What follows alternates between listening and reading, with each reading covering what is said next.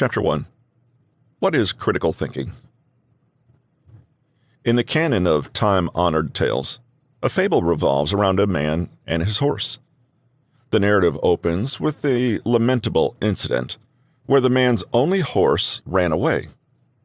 This calamitous event prompts an immediate wave of condolences from his friends. Yet the unflustered man offers a tranquil response. Let's wait and see, patiently anticipating the future's unpredictable turns. After a few days, the man's horse returned home, leading a troop of 20 untamed horses in its wake. While his friends hastily prepare to revel in this sudden stroke of prosperity, the man perpetuates his composed disposition, his mantra echoing, "Let's wait and see." It isn't long before the man's luck changes for the worst, as his only son is grievously injured by one of the wild horses, resulting in both legs being broken. As before, his peers hasten to offer comfort, yet he opts for continued patience, resolute in his desire to calmly appraise the situation. Let's wait and see. In an unexpected twist of fate, war descends upon the nation, and all able-bodied young men are conscripted, many meeting their end on the battlefield. However, due to his son's incapacitated state, he evades the draft, his life spared. His friends rejoice at this silver lining amidst the chaos, but the unwavering man retains his wait-and-see disposition. This fable is a good demonstration of critical thinking at work. The man's serene demeanor, imperturbable in life's vicissitudes, is a testament to his prowess as a critical thinker. He consciously refrains from rushed conclusions, choosing the path of reasoned judgment over emotional reactivity. His observant and meditative stance resists the temptation of being swayed by transient triumphs or setbacks. He comprehends that existence is a mixture of ebbs and flows, and maintains an equanimous mindset, come what may. The basics of critical thinking. Critical thinking is a term we encounter frequently, especially if we browse a bookstore's self-help or psychology section, but what does it mean to think critically? Critical thinking is a highly valued intellectual ability that involves objectively analyzing and evaluating information before forming a judgment. It refers to the ability to look at issues objectively and make reasoned judgments free from emotional bias or unfounded assumptions. Critical thinking unfurls when we ask ourselves and others probative questions like, how do you know that? How did you reach that conclusion? What evidence supports this theory? Are there any other explanations or alternatives that haven't been considered yet? Critical thinkers often resist the allure of instinctual reactions, favoring a methodology grounded in logic and reasoned analysis over emotional impulses. They want evidence-based support of ideas, shunning the acceptance of information at face value. They adopt an investigative approach instead of blindly accepting purported truths by a relative's relative. People prone to have good critical thinking skills have the following three aspects in common. 1. An expansive sense of curiosity. Those deficient in curiosity are prone to unquestioningly accepting others' viewpoints as gospel truth. They're complacent in their knowledge journey, choosing the path of least resistance over exploring novel information. Proficient critical thinkers, on the other hand, espouse an open-minded approach, seeking and welcoming fresh evidence, even when it challenges ingrained beliefs. 2.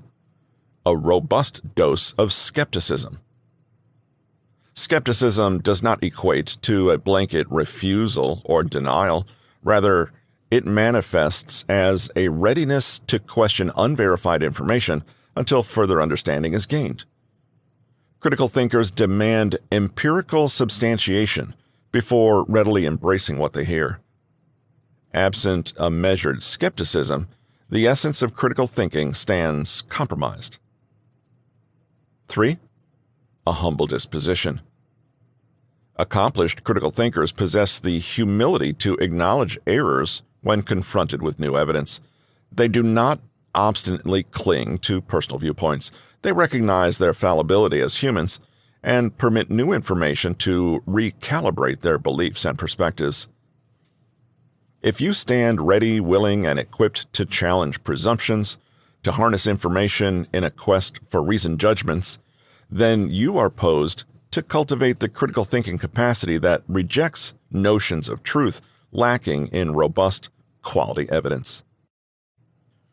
Creative critical thinking. One might doubt critical thinking, fearing it to be overly rigid, potentially quashing creativity.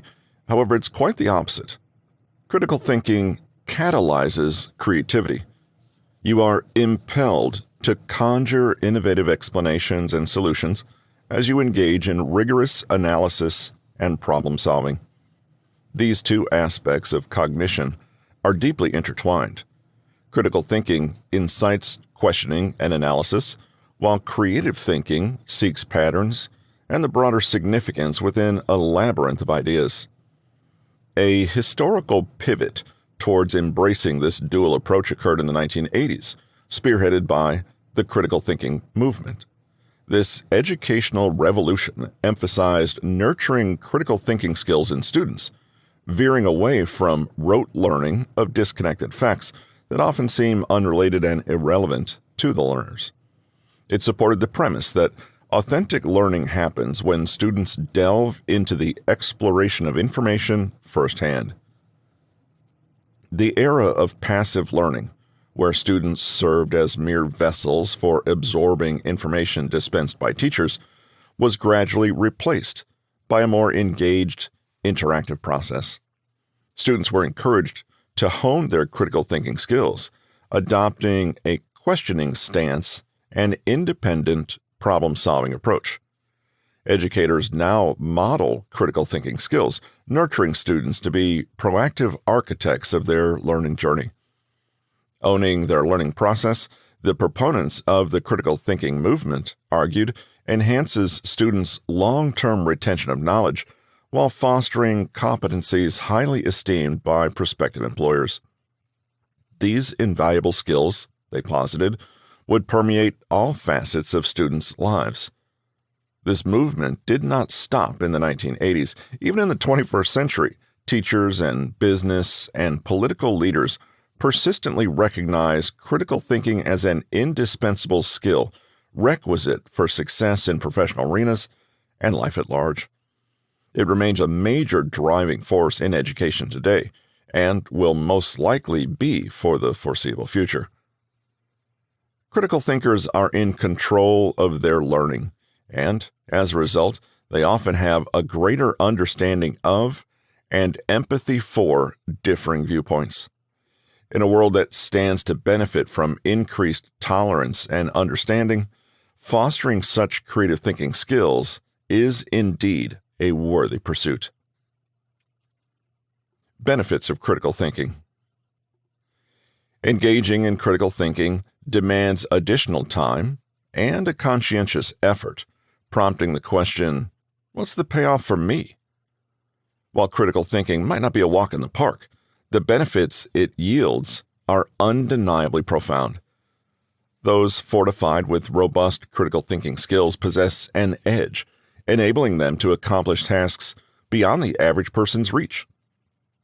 Individuals adept in critical thinking have the knack for discerning connections between ideas others may overlook.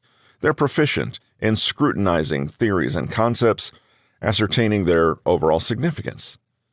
Given their insistence on empirical proof before accepting anything at face value, they're skilled in identifying compelling arguments buttressed by evidence. They can construct their own to advocate their viewpoints. They handle problems methodically, adopting a logical, step-by-step approach. To gauge your critical thinking muscle strength, answer the following questions. Are you willing to consider other opinions and possible solutions? Are you curious about a variety of topics? Do you enjoy learning new things and consider yourself a lifelong learner? Are you confident in your ability to reason? Are you adept at spotting situations where critical thinking is needed? Are you patient enough to reserve judgment until you have all the necessary facts? Do you keep an open mind when it comes to differing viewpoints? Are you receptive to others' ideas and opinions? Do you try to be fair and neutral when evaluating evidence? Are you aware of your biases, stereotypical thinking, and prejudices, ensuring they don't skew your thought process? Are you willing to change or abandon your previously held opinions when presented with compelling new evidence? If you can honestly answer yes to those questions most days, you might be exhibiting the characteristics of a critical thinker. This book aims to provide pragmatic guidance that can be swiftly incorporated into your daily life.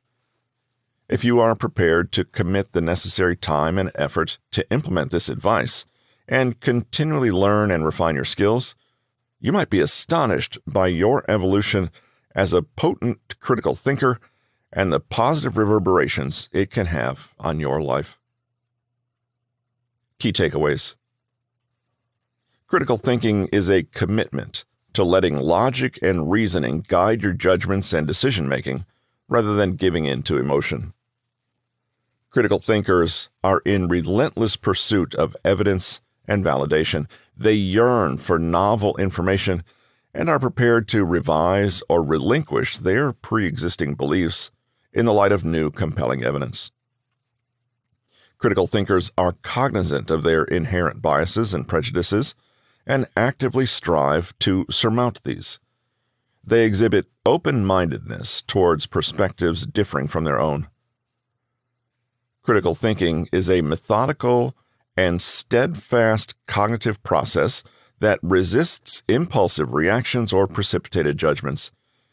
It necessitates a degree of curiosity, a healthful dash of skepticism, and an underpinning of humility.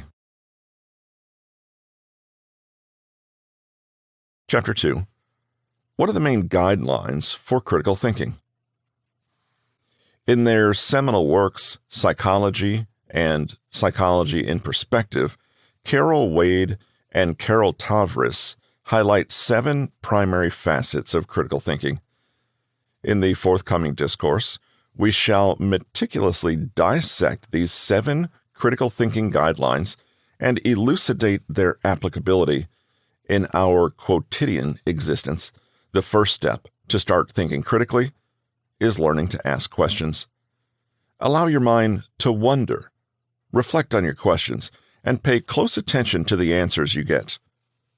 Try to think of questions that haven't been answered yet. Try to find the areas of a problem or theory that no one has asked questions about. Then ask yourself, why was this part of the problem or theory previously ignored? How did we end up where we are?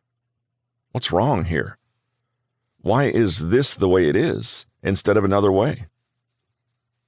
To illustrate the concept, let's consider the frequency at which individuals significantly alter their life paths, influenced by a lone, anecdotal instance relayed by another person.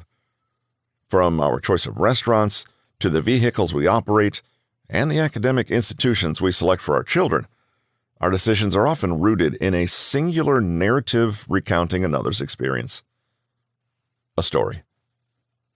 Amelia found herself in a predicament. Her 12-year-old son, Jim, was progressing toward high school, and the time was ripe to select a suitable institution. Amelia's close friend, Sarah, had recently enrolled her son in Ivywood Preparatory School, a renowned academy nearby. Sarah couldn't stop singing praises of the school's curriculum, faculty, and infrastructure. After hearing Sarah's firsthand account, Amelia wanted to enroll Jim in Ivywood Prep. However, Amelia, a scientist at heart, approached this decision like she would a complex research question. She reasoned that Sarah's account, although compelling, was a single data point, an anecdote, and did not guarantee that Ivywood would be the best choice for Jim. She identified her primary question: would Ivywood cater to Jim's learning style? Would it provide a nurturing environment to foster his talents and interests? Amelia decided to dig deeper and collect as much information as possible. She consulted other parents, read online reviews, studied the school's curriculum and educational philosophy, and even visited to observe the learning environment. She kept an open mind, acknowledging her bias towards Sarah's strong endorsement and consciously attempting to sidestep it. During her research, Amelia discovered a smaller, less-known school, Oakville Academy. This school's experiential learning approach aligned perfectly with Jim's kinesthetic learning style. It also boasted a vibrant drama club, a plus given Jim's burgeoning interest in theater. While it lacked Ivywood's prestige, the ethos and teaching approach seemed a more fitting choice for her son. Amelia's critical thinking skills led her to a decision different from the one she might have made based on a single, albeit persuasive, anecdote. She exemplified critical thinking in action by asking probing questions, seeking diverse sources of information, maintaining an open mind, and carefully evaluating her findings.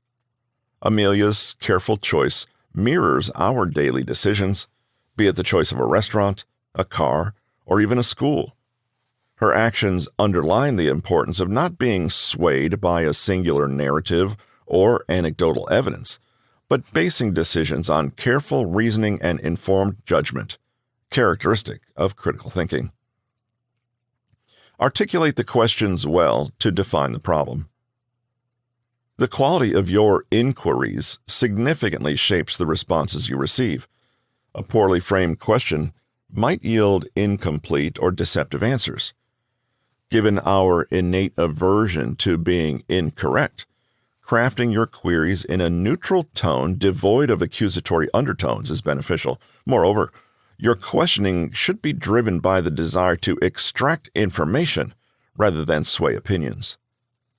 When you formulate questions suggesting a preconceived answer, you risk diminishing the objectivity of the responses. As you develop your critical thinking skills, you must refrain from using them to manipulate others' viewpoints or exploit their lack of critical thinking skills. Manipulative tactics include deliberately phrasing a question to elicit a predetermined response.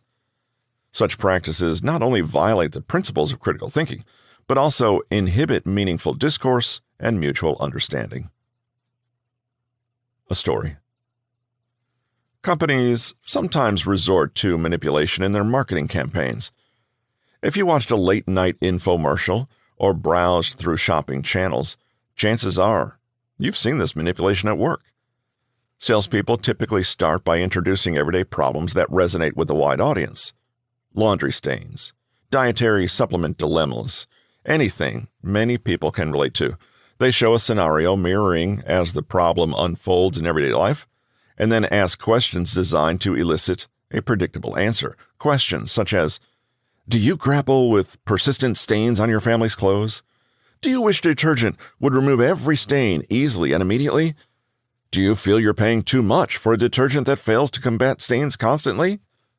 Yes, yes, yes. Who wouldn't want that? Having set you on a path of affirming their premises with a series of yes responses, they leverage your inclination to maintain this pattern, hoping to persuade you into purchasing their product. They aim to obfuscate your critical judgment for their monetary benefit, which often proves successful. Maintaining keen critical thinking skills can equip you to discern and navigate such marketing ploys.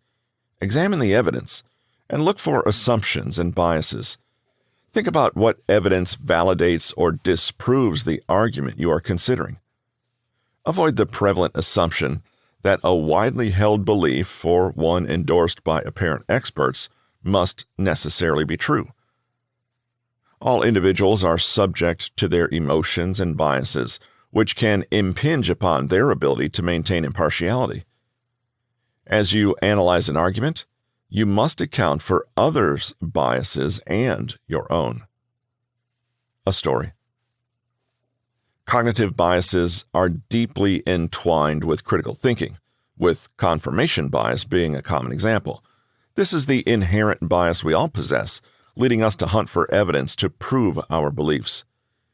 If we do a good job at it, confirmation bias can result in us thinking we're perpetually correct. Warren Buffett once said, "What the human being is best at doing is interpreting all new information so that their prior conclusions remain intact." His wisdom aligns with scientific understanding. Our brains are innately predisposed to process new information in a way that corroborates pre-existing beliefs rather than scrutinizing or refuting them. It's uncomfortable for us when our beliefs are challenged, and we often reflexively reject contradictory evidence. This unconscious cognitive bias pervades our thinking and can only be mitigated by recognizing and consciously addressing its influence. Why does confirmation bias have such a powerful hold on our brains? Our brains are incessantly bombarded with information, necessitating cognitive shortcuts to prevent overwhelming processing demands and conserve energy and effort. It's easier to reaffirm existing beliefs than to interrogate and potentially amend them, which requires considerable cognitive effort. The path to critical thinking isn't the most effortless route and requires deliberate cognitive effort, but its rewards are substantial. With an understanding of the pervasiveness of confirmation bias, you're equipped to identify its impact on your thinking. Acknowledging that you naturally favor information that corroborates your beliefs, strive to seek out counter-evidence consciously. Learn to entertain others' perspectives. Even if you ultimately agree to disagree, recognizing the validity of different viewpoints enhances your critical thinking skills. It reinforces the understanding that single, unequivocal truths rarely govern life, but often by various coexisting and equally valid interpretations. Let's consider a contentious issue, such as using and regulating artificial intelligence, AI, in society. This issue has divergent viewpoints, each influenced by unique perspectives, experiences, and knowledge, and understanding these can serve as an exercise in avoiding confirmation bias. One viewpoint champions the unrestricted development and deployment of AI. Advocates argue that AI's potential benefits, increased efficiency, automation of mundane tasks, acceleration of scientific discoveries, are too valuable to impede. They may view regulations as unnecessary obstacles that could stifle innovation and global competitiveness. Supporters in this camp may include tech entrepreneurs, scientists, or individuals directly benefiting from AI advancements. On the contrary, another viewpoint emphasizes the necessity of careful AI regulation. Critics express concerns over AI's potential impacts on job markets, privacy, and social dynamics. They might worry about deep fakes, algorithmic bias, or autonomous weapons, asserting that regulatory measures are needed to prevent misuse and mitigate negative societal effects. Advocates for this perspective might be social scientists, ethicists, or those who've experienced job displacement due to automation. Yet another viewpoint argues for a middle ground, fostering AI innovation while implementing thoughtful regulations. This perspective highlights the necessity for nuanced approaches, recognizing both AI's potential benefits and pitfalls. People who subscribe to this viewpoint often have interdisciplinary interests combining technical understanding with ethical and social considerations. Each viewpoint is rational and defensible in its own right, stemming from different experiences, knowledge, and priorities. By understanding and considering all these perspectives, we can avoid the trap of confirmation bias and foster a more balanced understanding of the issue. It's not about agreeing with all viewpoints, but acknowledging their validity and the reasoning behind them. This open-mindedness can lead to more holistic solutions that account for the complexity and multiplicity of perspectives on any given issue. What is your opinion about regulating AI? Why do you think that? Emotional reasoning can hold you back. Remember that while strong emotions can provide valuable insight, they don't always reflect universal truth. It's common for individuals to rely excessively on gut instincts, often sacrificing critical or objective reasoning in the process. When emotions trump evidence, it can lead to a conflation of feelings and facts. Personal experiences may shape these feelings, potentially obscuring the reality of the present situation. A story. In the wake of a loved one's death, it's not unusual for individuals to perceive natural phenomena as symbols or messages from the departed. In these moments of profound grief, the appearance of a heart-shaped shadow or an unusual bird may be interpreted as a sign. I recall a similar experience. After losing several close family members, I learned of a charming tale. Supposedly, if you saw a butterfly and whispered, "I love you," as it fluttered past, it would deliver your message to your loved ones in the afterlife. Once I'd heard this story, butterflies seemed to proliferate in my life. My rational part understood this to be heightened awareness rather than an increase in butterfly populations. However, my emotional part derived considerable comfort from this innocent act during a difficult time. Nonetheless, emotional reasoning can sometimes lead to perilous situations. For instance, a person might emerge unscathed from a serious accident and interpret it as a sign of future invulnerability. This could embolden them to take unnecessary risks, falsely assured of their immunity to harm. Despite these pitfalls, emotional reasoning isn't a bad thing. When balanced with critical thinking, it can offer significant benefits.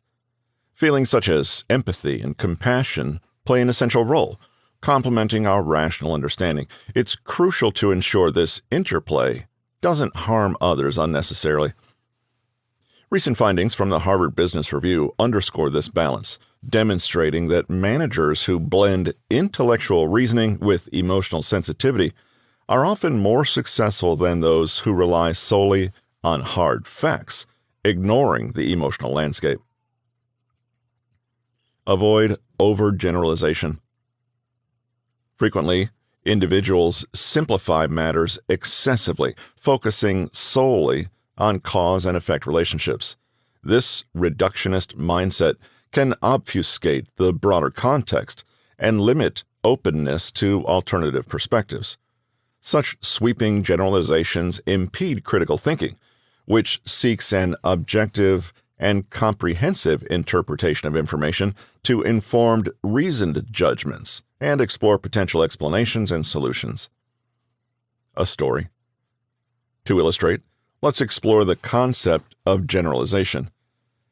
A generalization extends traits observed in a subset of a group to the entire group by association.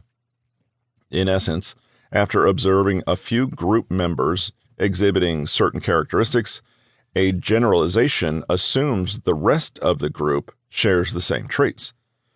While generalizations can be useful, particularly in scientific research, misuse or overuse can lead to errors. A responsible generalization, based on a sufficient and representative sample, can expedite the understanding of a group without the need to examine each member individually. However, issues arise when overgeneralizations occur. Consider a situation in which a person's experience with a particular group of people leads them to form an overgeneralized belief about that entire group. Let's use a scenario involving Ali and their encounters with the tech industry. Ali, a talented graphic designer, once worked with a tech startup where the work culture was highly stressful. The team was expected to work long hours without acknowledgement or appreciation. The company's leaders were focused on immediate results and often dismissed the importance of employee well-being. This experience left Ali with a negative impression of the tech industry, leading them to generalize that all tech companies must have similar work environments. In this scenario, Ali's viewpoint was based on a single negative experience. They overgeneralized their encounter with one startup to represent the entire tech industry, an industry that is diverse and expansive, including countless organizations with varied cultures and values. Alex could utilize critical thinking to avoid falling into the trap of overgeneralization. They could start by questioning their assumptions. Is judging all tech companies based on one bad experience fair? Is it possible that other tech companies prioritize work-life balance differently? Could it be that Ali's experience resulted from the particular leadership style at that startup and not a representation of the entire tech industry? Next, Ali could seek additional evidence to support or challenge their assumption. Have there been documented cases of tech companies prioritizing employee well-being and work-life balance? How do friends and colleagues in other tech companies describe their work environments? What does research suggest about diversity in work culture across the tech industry? By asking these questions, Ali can challenge their overgeneralization and form a more nuanced perspective about the tech industry. In the process, they may find opportunities to work with organizations that align better with their expectations and values. This example shows how critical thinking can challenge overgeneralization, promoting a more balanced, evidence-based perspective. It illustrates the importance of questioning our assumptions and seeking broader evidence before forming sweeping judgments about a group or situation. The lack of such questioning can lead to catastrophic outcomes. Starting in the 1920s, tobacco companies used physicians' pictures promoting cigarette smoking's safety. Some doctors concurred that some tobacco brands were less irritating to the throat, which led to the publicized conclusion that tobacco is harmless. This overgeneralization led to an increase in smoking habits, causing countless premature deaths due to lung cancer and other smoking-related illnesses. Or consider the belief of the 2000s that all countries in the Middle East posed a threat due to the actions of a few that led to widespread wars and instability. This overgeneralization resulted in immense loss of life, long-term geopolitical consequences, and ongoing conflict and displacement of people. Another harmful overgeneralization is present in the law enforcement system. People from a certain racial or ethnic background are overgeneralized to be prone to criminal activity, which can lead to racial profiling and unjust treatment. This has resulted in numerous innocent individuals being imprisoned and a lack of trust between communities and law enforcement agencies, escalating social tensions and contributing to systemic inequality. The antidote to overgeneralization is thorough and deliberate critical thinking, promoting objectivity and resilience to fallacies. The first step is to increase self-awareness, examining your opinions and perceptions about yourself and the world around you.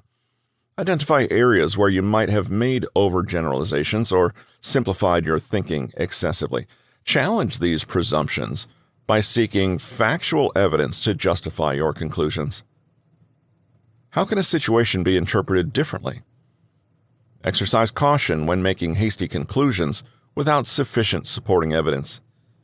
Once you amass an adequate amount of quality evidence, it is still prudent to consider alternative explanations before finalizing your judgment. A story. Consider the classic allegory of the 6 blind men and the elephant. In this parable, 6 blind men come across an elephant for the first time, and each touches a different part of it to understand what it is. The first man who feels the elephant's side declares it's like a wall. The second man who touches the elephant's tusk asserts it's a spear. The third, grasping the trunk, argues that it is a snake. The fourth, holding the leg, insists it's a tree. The fifth man who feels the elephant's ear says it's a fan, while the last man holding the tail announces it's a rope. They each have a very different perception of the elephant, and, arguing, they cannot agree on what they have encountered. This disagreement escalates into a heated argument because each man believes his interpretation is right. If we apply critical thinking to this scenario, we might start by recognizing that each man's perspective, although different, is valid based on their limited experience with the elephant. Rather than arguing, they might have benefited from sharing their experiences and piecing them together to form a more complete picture of the elephant. This story raises several thought-provoking questions. How often do we, like the blind men, base our opinions or beliefs on partial or limited information? How can we be more open to perspectives that differ from our own? When faced with conflicting views, how can we facilitate understanding rather than hostility? Could we develop strategies for integrating multiple perspectives to create a more comprehensive understanding? By delving into these questions, we can encourage critical thinking and stimulate a more inclusive, understanding, and thorough approach to interpreting situations and experiences.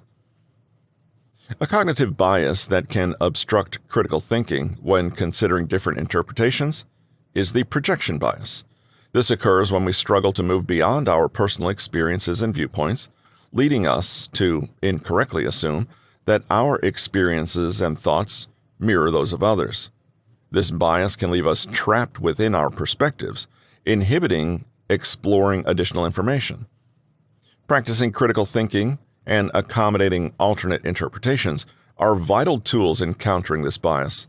Failing to do so can inflate our sense of certainty and lead to overconfidence that can have grave consequences, such as accruing substantial gambling debts or mistakenly overestimating support for personal beliefs. Learn to tolerate uncertainty. As you cultivate your critical thinking abilities, you'll gradually understand and accept that critical thinking isn't a magic key to unlocking all mysteries or solving every dilemma. Sometimes you might conclude that some things simply remain unknown, and that's perfectly fine. Despite our brain's desire for definitive answers, occasionally we need to embrace the inherent uncertainties that life presents. It's a given fact that we can never fully predict what life has in store for us. Uncertainty is an uncomfortable feeling, no doubt about it. It's human nature to crave predictability and clarity about what's to come so we can brace ourselves accordingly. Our minds are naturally predisposed towards seeking certainty. However, life rarely offers such luxury. We must develop a degree of tolerance for uncertainty to navigate life effectively. To gauge your tolerance for uncertainty, ponder the following questions. Do you often seek validation and approval from others before deciding on something? This could pertain to trivial matters, such as choosing a hairstyle or selecting an outfit, or more significant issues like relationships, large purchases, or career choices. You may avoid making a decision independently because you fear an unknown outcome. Do you compulsively make lists for everything? If you have a list to track all your other lists, you might use them as a security blanket in the face of uncertainty. Are you notorious for checking and rechecking everything? If so, you may be craving more certainty in your life. Do you struggle with delegating tasks or sharing responsibilities? If you need to handle things personally to ensure expected outcomes, your tolerance for uncertainty might be low, reflecting a preference for control. Are you a habitual procrastinator? This might not be due to an aversion to certain tasks. It could stem from avoiding tasks due to uncertainty about success. Did these introspective questions reveal a lower tolerance for uncertainty than you initially presumed? Well, don't fret. You're not alone. We all exhibit some degree of intolerance towards uncertainty. Since eliminating uncertainty from our lives is impossible, we should instead strive to increase our acceptance of it. Exercise 1. How to explore the many facets of a news article. Pick a recent news article on a topic you're interested in. As you read the article, note the facts presented and distinguish them from the opinions or interpretations provided by the author. List any biases you can identify, including the language or tone used by the author, the choice of sources for information, or the aspects of the situation they chose to emphasize or downplay. Based on the information provided, formulate a couple of alternative interpretations or conclusions that could be drawn from the same set of facts. Share your alternative interpretations with a friend or family member. Listen to their input and see how your thinking aligns or diverges. This exercise helps to practice discerning factual information from interpretation, identifying bias, considering alternative perspectives, and engaging in a dialogue to refine your thinking. Exercise 2. Navigate uncertainty. Reflect on a recent decision you made, which could be as simple as deciding what to cook for dinner, or as complex as planning a career move. Identify the information you had when you made this decision. Did you feel you had enough information to make the decision comfortably, or did you have to deal with a level of uncertainty? In retrospect, identify any assumptions or generalizations you made while making this decision. Did these assumptions or generalizations help or hinder your decision-making process? Now think of alternative decisions you could have made based on the same information. What could have been the potential outcomes of these choices? Discuss your thought process and the alternative scenarios with a friend. Did they see any additional options or considerations you might have overlooked? This exercise helps to practice dealing with uncertainty, recognizing personal biases or assumptions, exploring alternative scenarios, and discussing your thinking process to gain different perspectives. Key takeaways. Avoid overgeneralizations. One of the key takeaways from our conversation is the importance of avoiding overgeneralizations in our thought processes. Overgeneralizations can lead to faulty conclusions and hinder our understanding of complex situations. Critical thinking lets us focus on individual characteristics or events without wrongly attributing them to entire groups or scenarios. Embracing uncertainty. Critical thinking doesn't always answer problems definitively. It's important to accept that there may be instances where we simply don't know, and that's okay.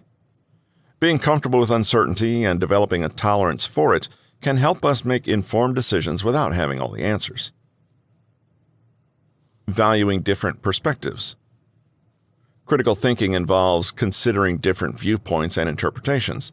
This is particularly important when different people may have distinct perspectives based on their unique experiences and insights. Understanding that multiple valid perspectives may lead to more comprehensive and nuanced conclusions. Questioning assumptions. A key aspect of critical thinking involves challenging our own biases and assumptions. This helps to ensure our conclusions are based on evidence and reasoning, rather than preconceived notions or unverified information. Encouraging informed decision-making.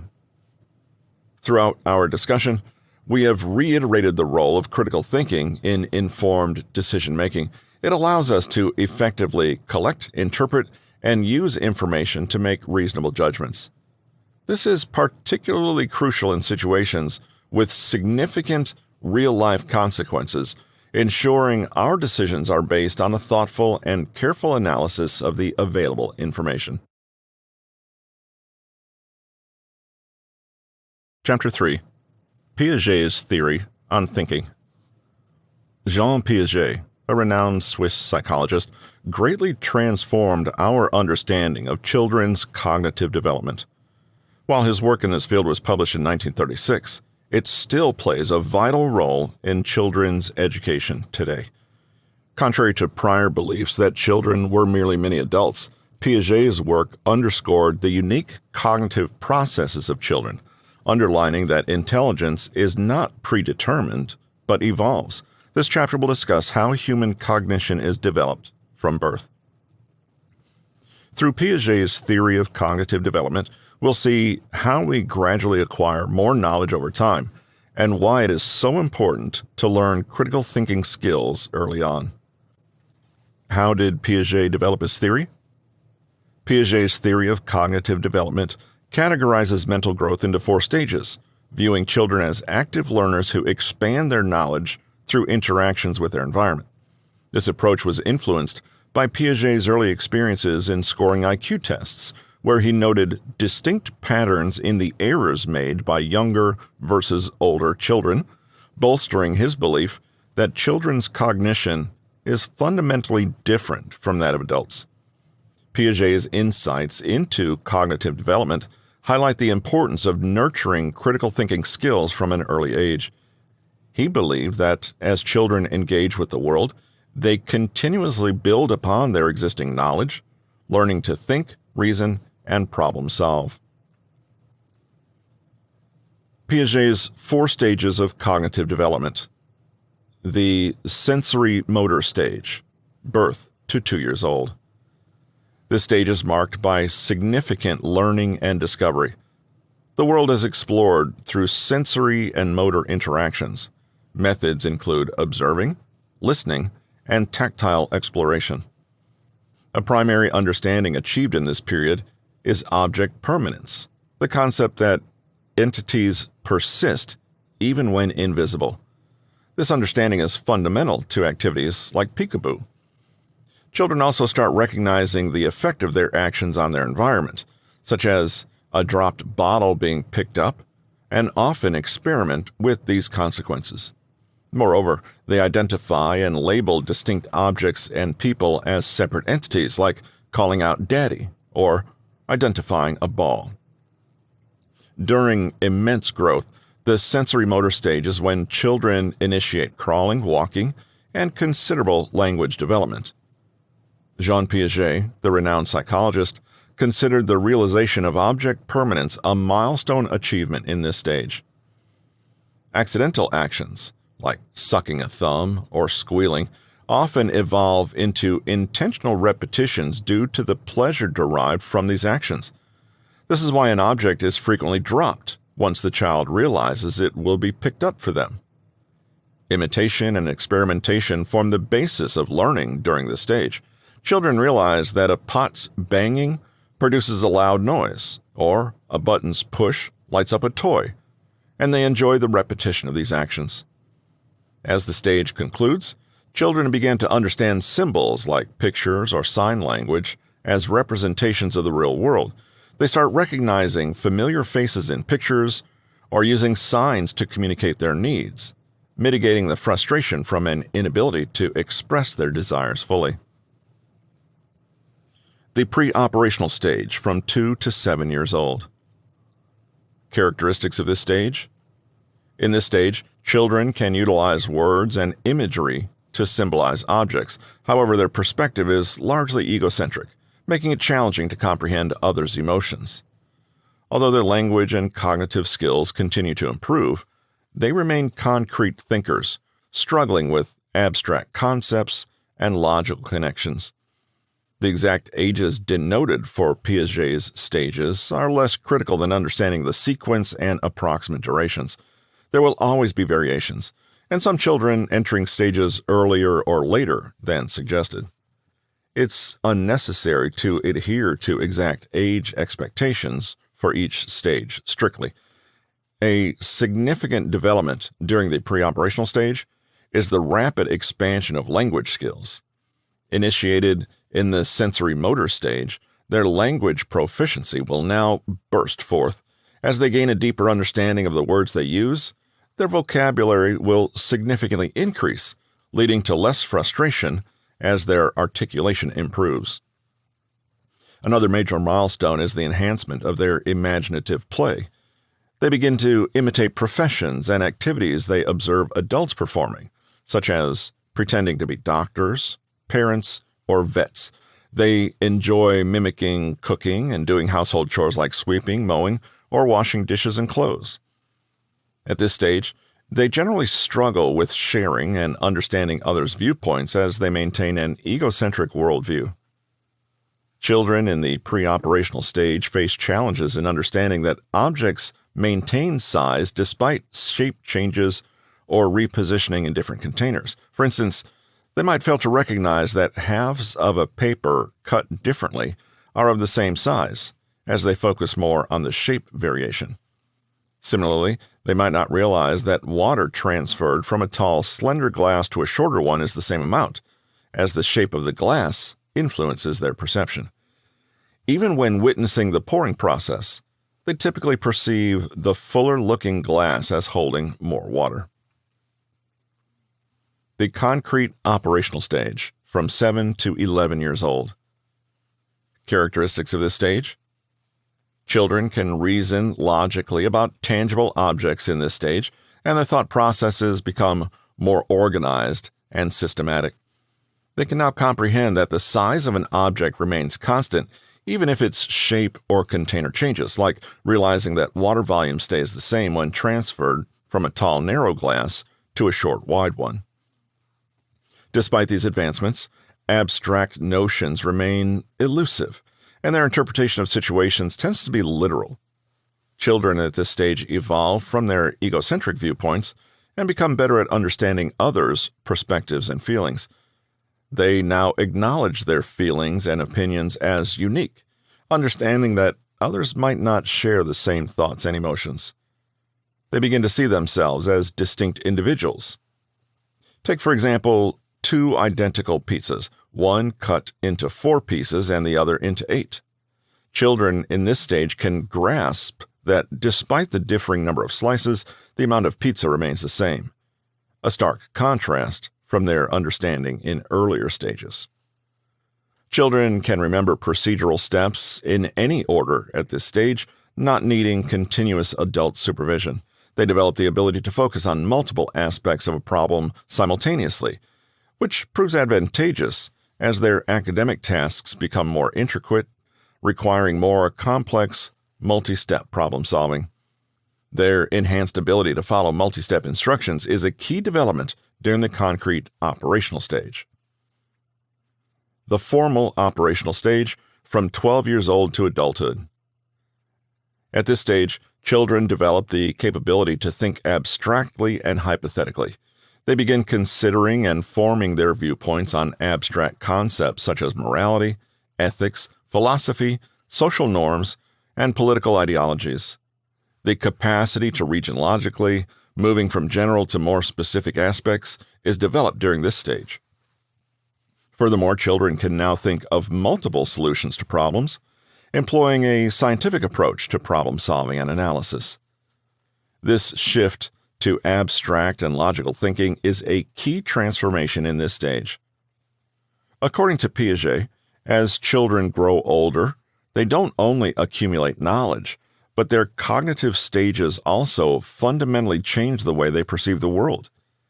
Children's thinking becomes remarkably complex and advanced in the formal operational stage compared to earlier stages. They no longer depend solely on past experiences to understand the world. Instead, they can now predict potential outcomes and consequences of their actions, as well as others, irrespective of their previous experiences.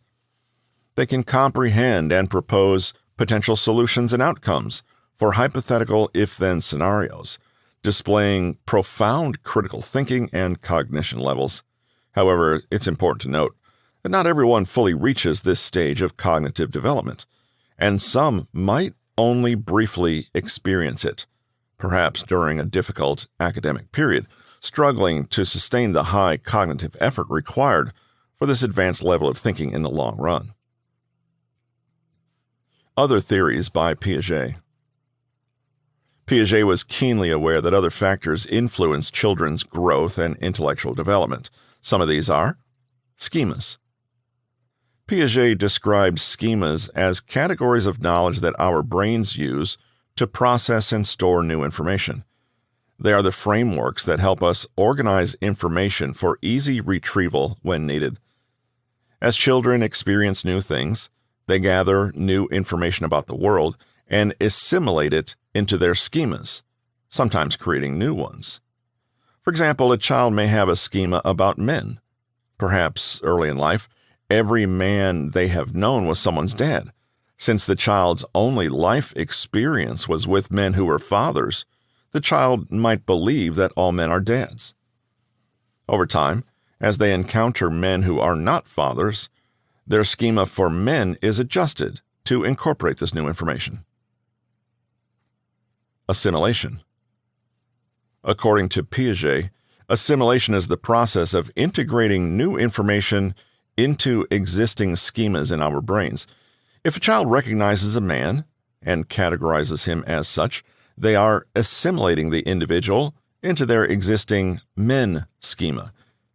It's important to note that our brains tend to tweak or alter new information to fit within our existing ideas and theories more easily. While this cognitive shortcut is natural, it's crucial to remain aware of it when promoting critical thinking skills. Accommodation. Piaget coined the term equilibration to refer to the balance between assimilation and accommodation.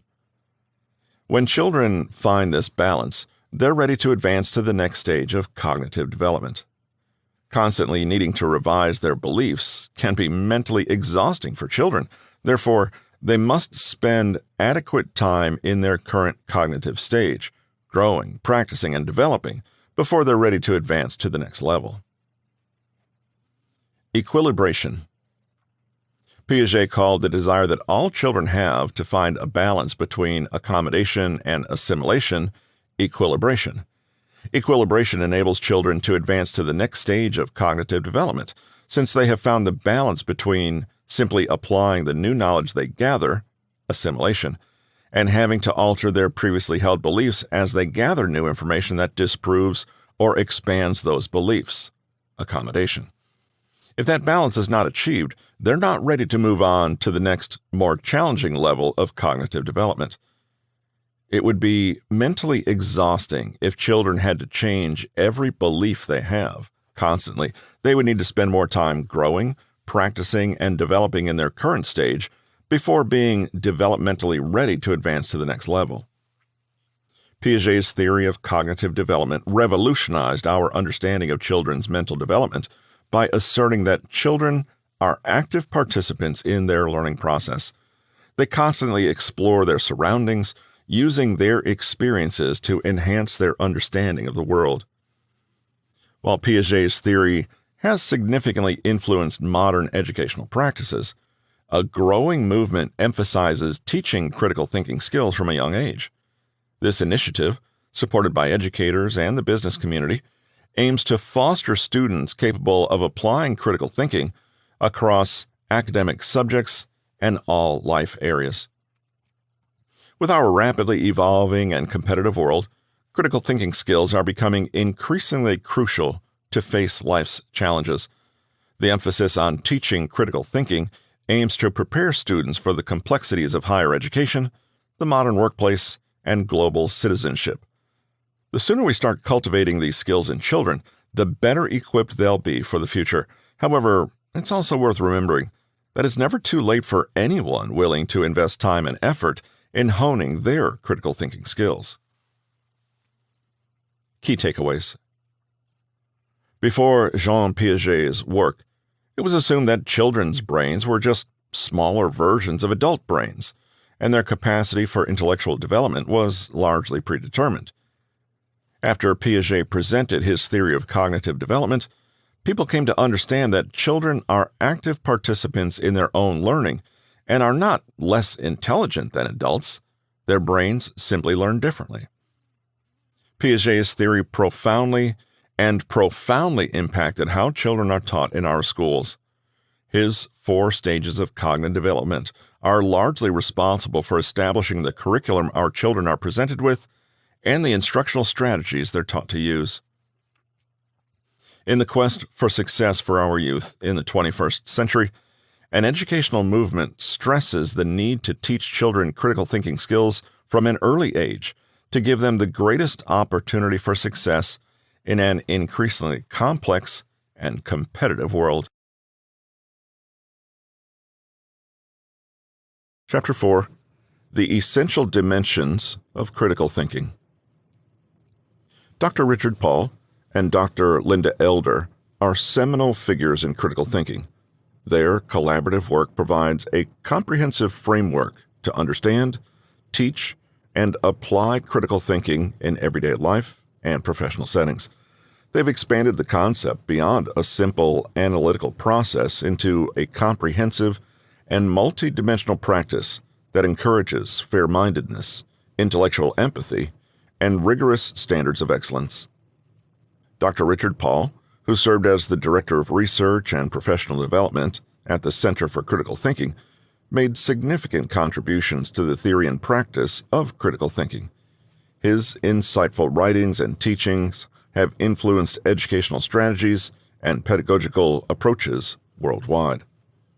Dr. Linda Elder, an educational psychologist and the president of the Foundation for Critical Thinking, has focused on advancing critical thinking across different educational, professional, and cultural contexts.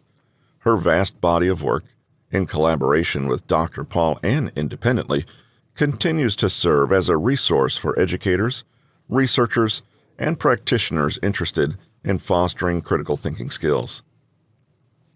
Understanding and applying the universal intellectual standards proposed by Paul and Elder is fundamental to practicing genuine critical thinking. These standards provide a roadmap for intellectually disciplined thinking. They ensure that the information processed is accurate, precise, fair, and significant to the topic at hand. Applying these standards helps develop a structured and objective approach to reasoning and problem-solving, enhancing decision-making abilities in personal, academic, and professional spheres. It fosters intellectual empathy by encouraging individuals to consider diverse viewpoints. Moreover, it cultivates intellectual humility as it requires acknowledging biases and errors in one's thinking. Therefore, the universal intellectual standards form the bedrock of intellectual growth and are instrumental in nurturing an informed and democratic society. By combining these standards with the elements of thought, another cornerstone of Paul and Elder's framework, the practice of critical thinking becomes more robust, effective, and fair. The Universal Intellectual Standards. Dr. Richard Paul and Dr. Linda Elder introduced the concept of universal intellectual standards to guide critical thinking. The standards include clarity. This involves asking for more details or examples to understand the information better. Can you explain in more detail? Can you provide examples? Accuracy. Here the focus is on verifying the information and cross-checking with other sources. How could we verify that? Do any other sources support those findings? Precision. This involves asking for more specific or detailed information. Can you be more specific? Can you be more detailed in your description? Relevance. This deals with how the information connects to the problem and helps solve it. How is that connected to the problem at hand? How does it help us solve the problem? Depth. This concerns the challenges and difficulties associated with the problem. What makes this challenging? What are some difficulties we're going to have to overcome? Breadth. This requires considering other points of view or perspectives. Do we need to consider any other points of view? Are there any other ways we can look at this? Logic. This involves assessing if the information aligns with other information and fits into the bigger picture. Does this information make sense with the other information we have? Does this accompany the evidence and fit into the bigger picture? Significance. This involves determining the most important aspects to consider. Is this the most important thing we should talk about? Which is the most important idea for us to address? Fairness. This requires ensuring all perspectives have been heard and considered equally without altering facts to favor certain opinions. Have all perspectives been heard and represented?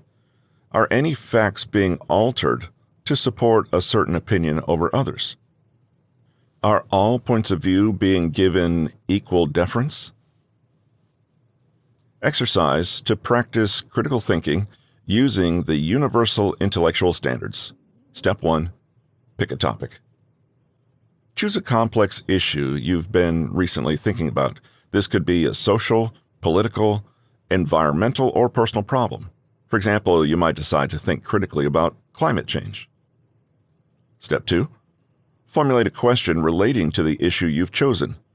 Be sure this question is clear and precise. Example question: what are the most effective measures to mitigate the effects of climate change? Step 3. Analyze your thinking using the Universal Intellectual Standards. 1. Clarity. Define your terms and provide as much detail as possible.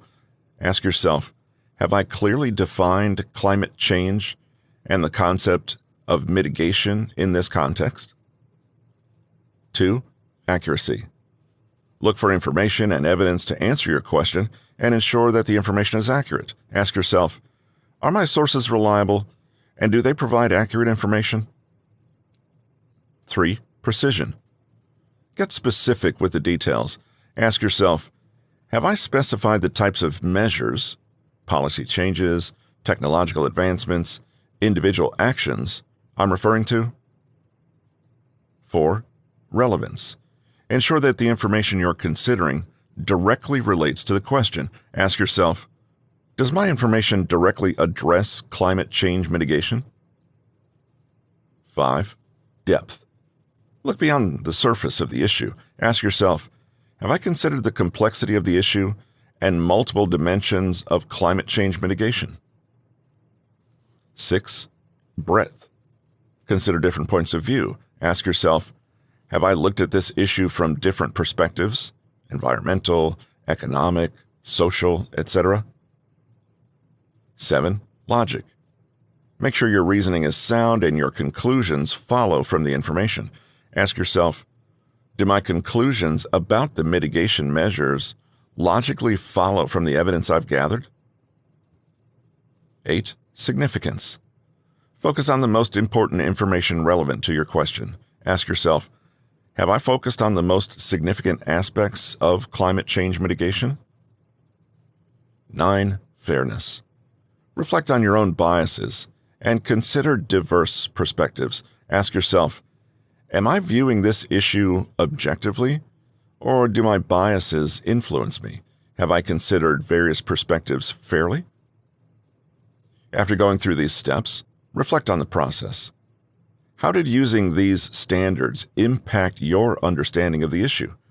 Did you find yourself changing your initial thoughts or beliefs about the topic as you applied these standards? What did you learn from this exercise? By practicing this exercise regularly with different topics and questions, you can cultivate your critical thinking skills and apply these universal intellectual standards more naturally in your daily life. The elements of thinking. Paul and Elder identified 8 elements of thinking, mastery of which can lead to improved thinking. 1. Purpose. All thinking is goal-oriented. The purpose must be clear and periodically reassessed to ensure alignment with the end goal. 2. Question.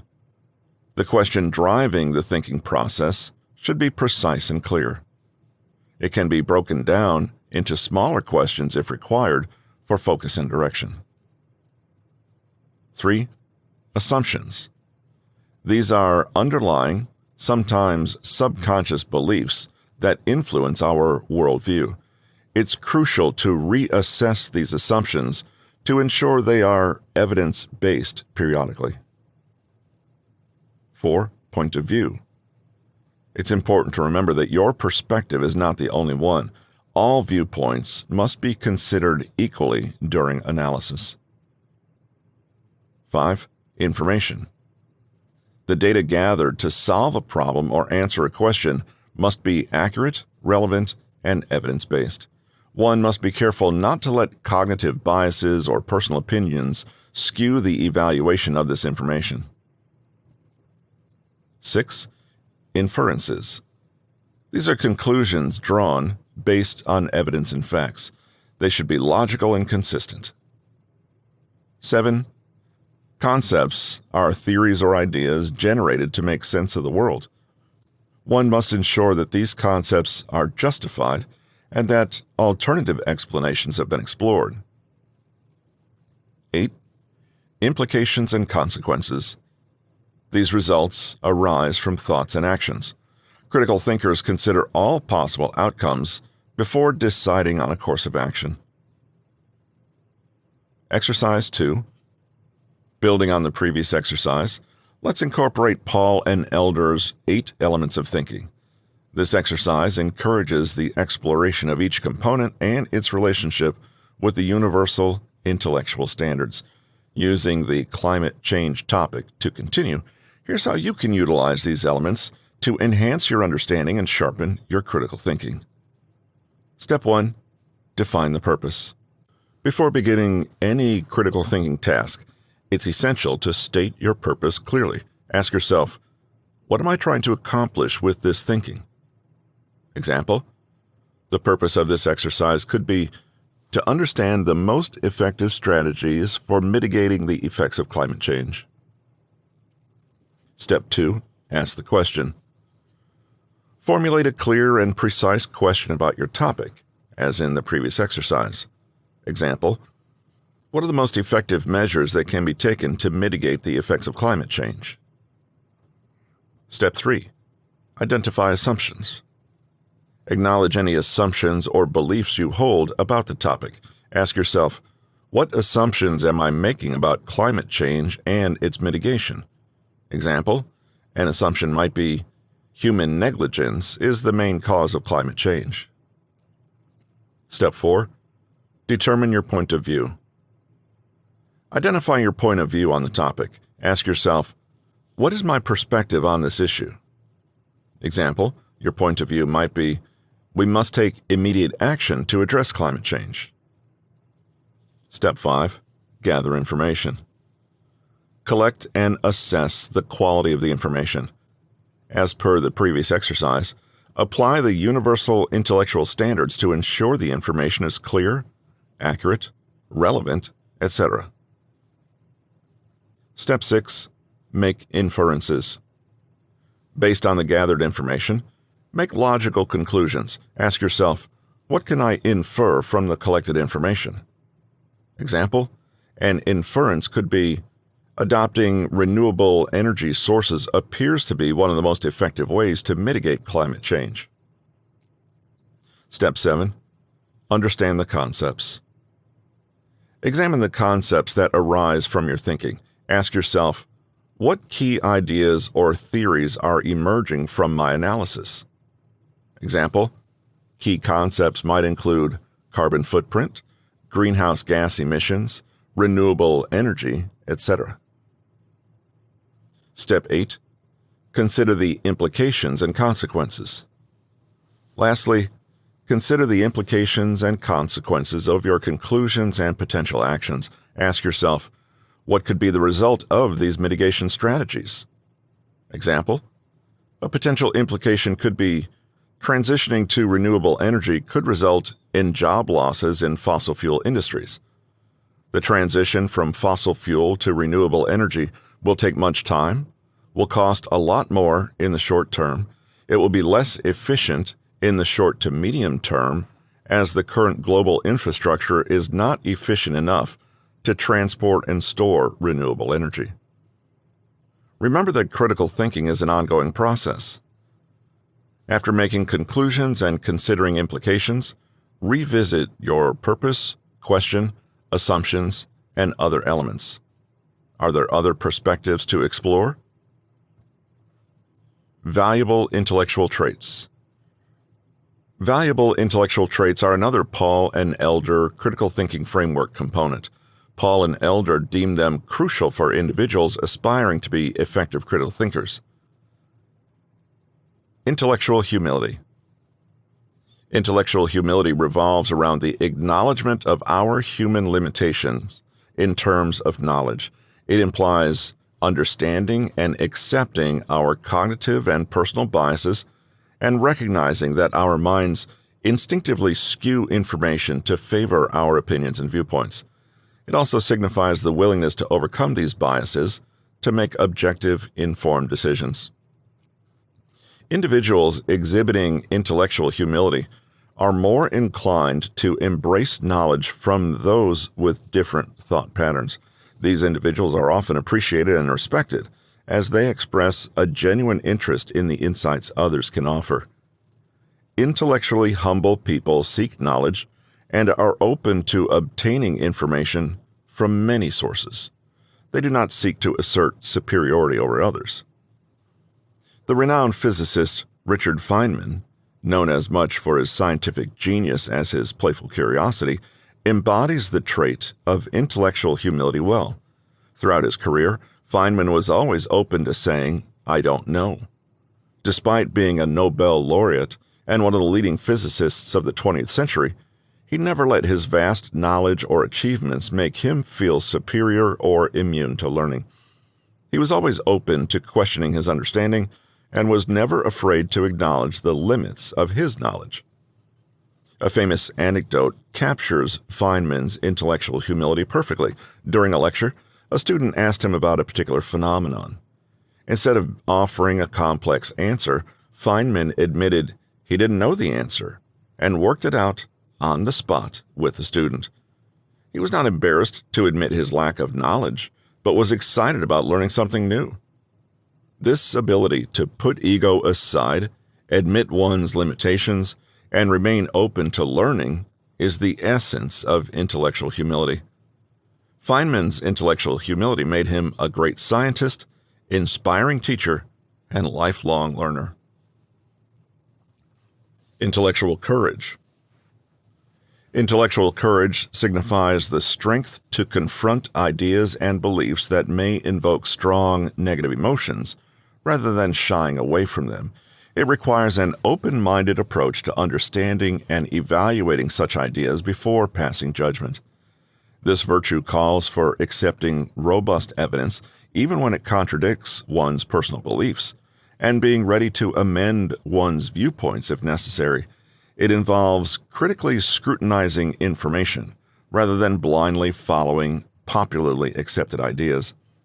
Those who embody intellectual courage are ready to take risks to uncover the truth. Take the story of Dr. Alice Stewart as an example. She was a British physician and epidemiologist who courageously challenged established medical thinking. In the mid-20th century, she began investigating why an alarming number of children were dying from leukemia. Through her research, she discovered a correlation between prenatal X-ray exposure and childhood leukemia, a finding that was highly controversial and met with significant resistance from the medical community. In that era, it was standard practice to perform routine X-rays on pregnant women, and Dr. Stewart's findings implied that this widely accepted practice was causing harm.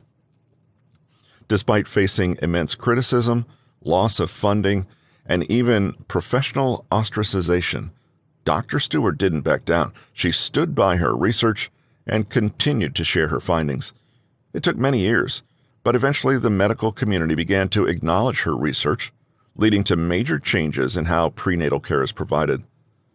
This is a shining example of intellectual courage, the readiness to face opposition and stand by one's findings for the greater good. Dr. Stewart's intellectual courage led to a breakthrough that ultimately improved countless mothers' and children's health and safety. Intellectual empathy. Intellectual empathy entails immersing oneself in another person's perspective to accurately comprehend their thoughts and views. It challenges our inherent bias toward our viewpoints and encourages us to consider things from different perspectives.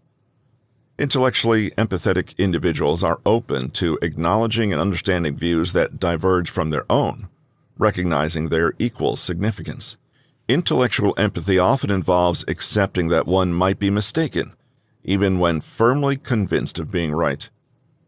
The objective is to apprehend others' views without unconsciously distorting them to align more closely with our own. A remarkable example of intellectual empathy can be seen in the story of Harper Lee's celebrated novel, To Kill a Mockingbird. The protagonist, a young girl named Scout, learns profound lessons in empathy throughout the narrative. One particularly striking moment is when Scout's father, Atticus Finch, a lawyer, tells her, "You never really understand a person until you consider things from his point of view, until you climb into his skin and walk around in it." This advice comes into play when Atticus defends a black man falsely accused of a crime in a racially prejudiced town.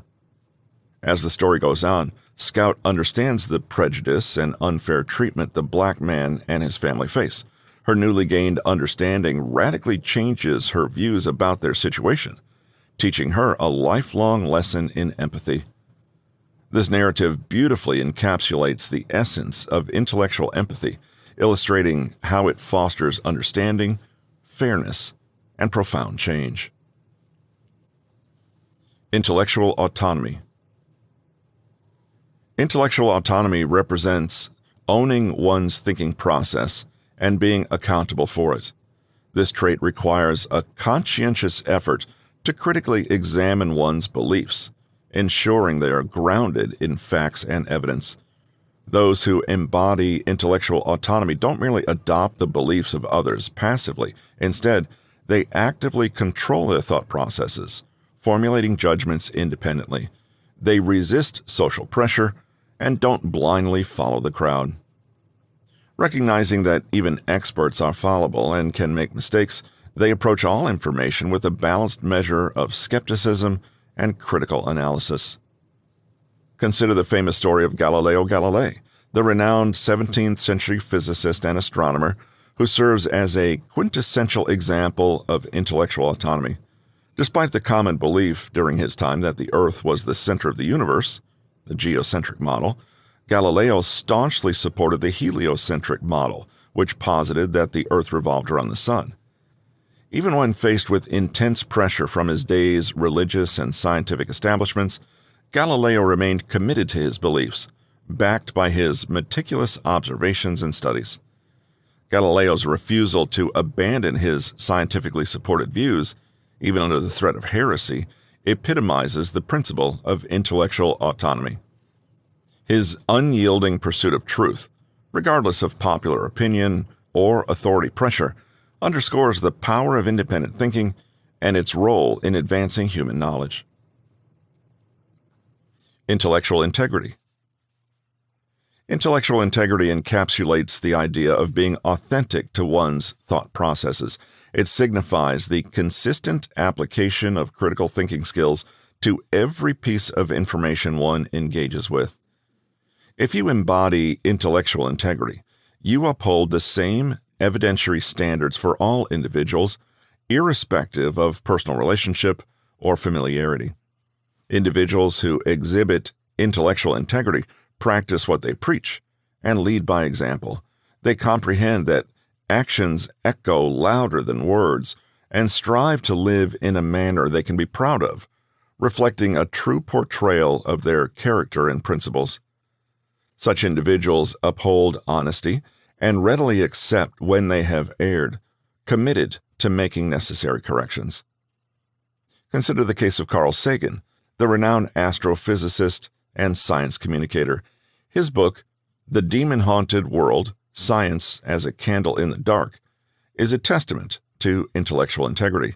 In it, Sagan established the Baloney Detection Kit, a set of critical thinking tools meant to skeptically analyze claims and seek evidence before accepting any idea. Despite his fascination with the idea of extraterrestrial life, he remains skeptical about UFO and alien abduction claims due to the lack of compelling evidence. Sagan did not let his inclinations color his judgment, demonstrating an unwavering commitment to intellectual integrity. This example emphasizes the significance of intellectual integrity in our quest for truth, requiring consistency in applying critical thinking, irrespective of personal beliefs or preferences. Intellectual perseverance. Intellectual perseverance epitomizes the unwavering commitment to critical thinking, irrespective of the trials and tribulations encountered. Those who embody this trait are steadfast in their pursuit of knowledge, undeterred by setbacks, frustrations, obstacles, or even opposition to their views. They recognize the challenging terrain of intellectual exploration, yet persist in their journey towards greater understanding and truth, convinced of the worthiness of their endeavor. Thomas Edison, the prolific American inventor, exhibits intellectual perseverance like not many others. Edison's journey toward creating a commercially viable electric light bulb was marked by countless failures and countless hours spent experimenting. Yet despite thousands of unsuccessful attempts, he remained steadfast in his pursuit. Edison's intellectual perseverance eventually paid off with the invention of the first practical light bulb. Despite setbacks and challenges, his unwavering commitment to his goal is a remarkable testament to intellectual perseverance. This example illustrates how persistence and dedication in adversity can pave the way for significant discoveries and breakthroughs. Confidence in reason. Confidence in reason is an earnest conviction that in the long run, truth and reason will prevail. It involves believing that people should be able to draw their conclusions independently, leading to sound conclusions. The principle is centered around the trust that people can become logical, reasonable, rational critical thinkers whose insights contribute positively to society. The civil rights movement in the United States in the 1950s and 1960s is an illustrative example of confidence in reason. Despite being met with intense resistance, the movement's leaders and participants maintained a firm belief in the power of reason and logic to sway public opinion and policy toward justice and equality eventually. For example, the nonviolent protest strategies employed during the movement, such as sit-ins, freedom rides, and marches, were rooted in revealing the unjust nature of segregation laws to the broader public through peaceful confrontation. They believed that the reasonable observer, when faced with systemic discrimination, would come to understand the injustice of it all. Even in the face of violent opposition and slow progress, the civil rights activists displayed great perseverance and confidence in reason. They believed that over time, their peaceful but determined resistance to unjust laws would force society to confront its prejudices and lead to change. Their confidence in reason was ultimately validated by passing landmark civil rights legislation, including the Civil Rights Act of 1964 and the Voting Rights Act of 1965. This significant shift in societal attitudes and legislation underscored the ultimate triumph of reason, demonstrating that truth, fairness, and justice can prevail over time. Fair-mindedness.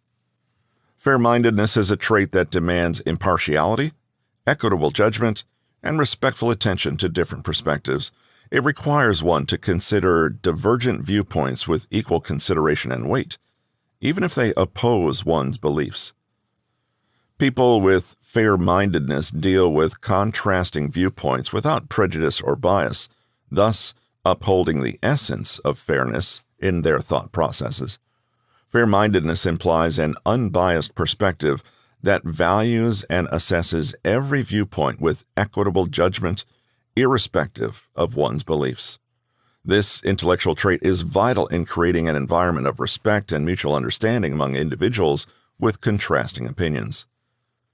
Consider the scenario of a jury trial. 12 jurors are chosen to decide the fate of an individual accused of a high-profile crime. The media coverage has been extensive, and not all are neutral. Many jurors have been exposed to this coverage and have formed preliminary opinions about the case.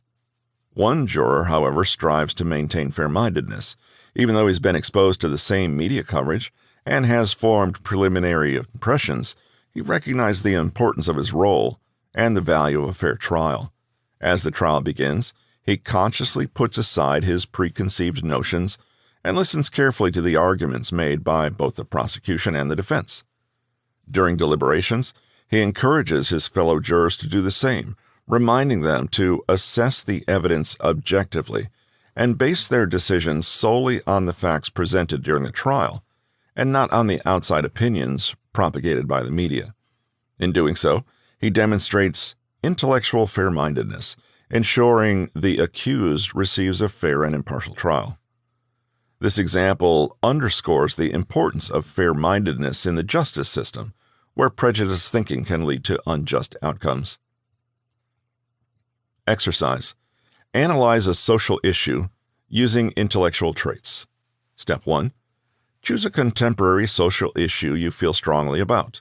For example, climate change, gun control, immigration policy, or abortion rights, just to name a few. Write a brief paragraph detailing your current perspective on this issue. Step 2. Research the issue extensively from multiple sources. Keep in mind the intellectual trait of intellectual humility. Admit any biases you might have and actively seek information that challenges your existing view. Step 3. Summarize the strongest arguments you've found that oppose your viewpoint. While doing this, exercise intellectual empathy by genuinely trying to understand these contrasting views from the perspective of their proponents. Step 4. Reevaluate your original stance in light of these arguments. Incorporate intellectual courage to change your position if necessary. Additionally, exhibit intellectual autonomy by critically analyzing the arguments, evidence, and sources on both sides of the issue. Make sure your conclusions are not driven by external influences or pressure. Step 5.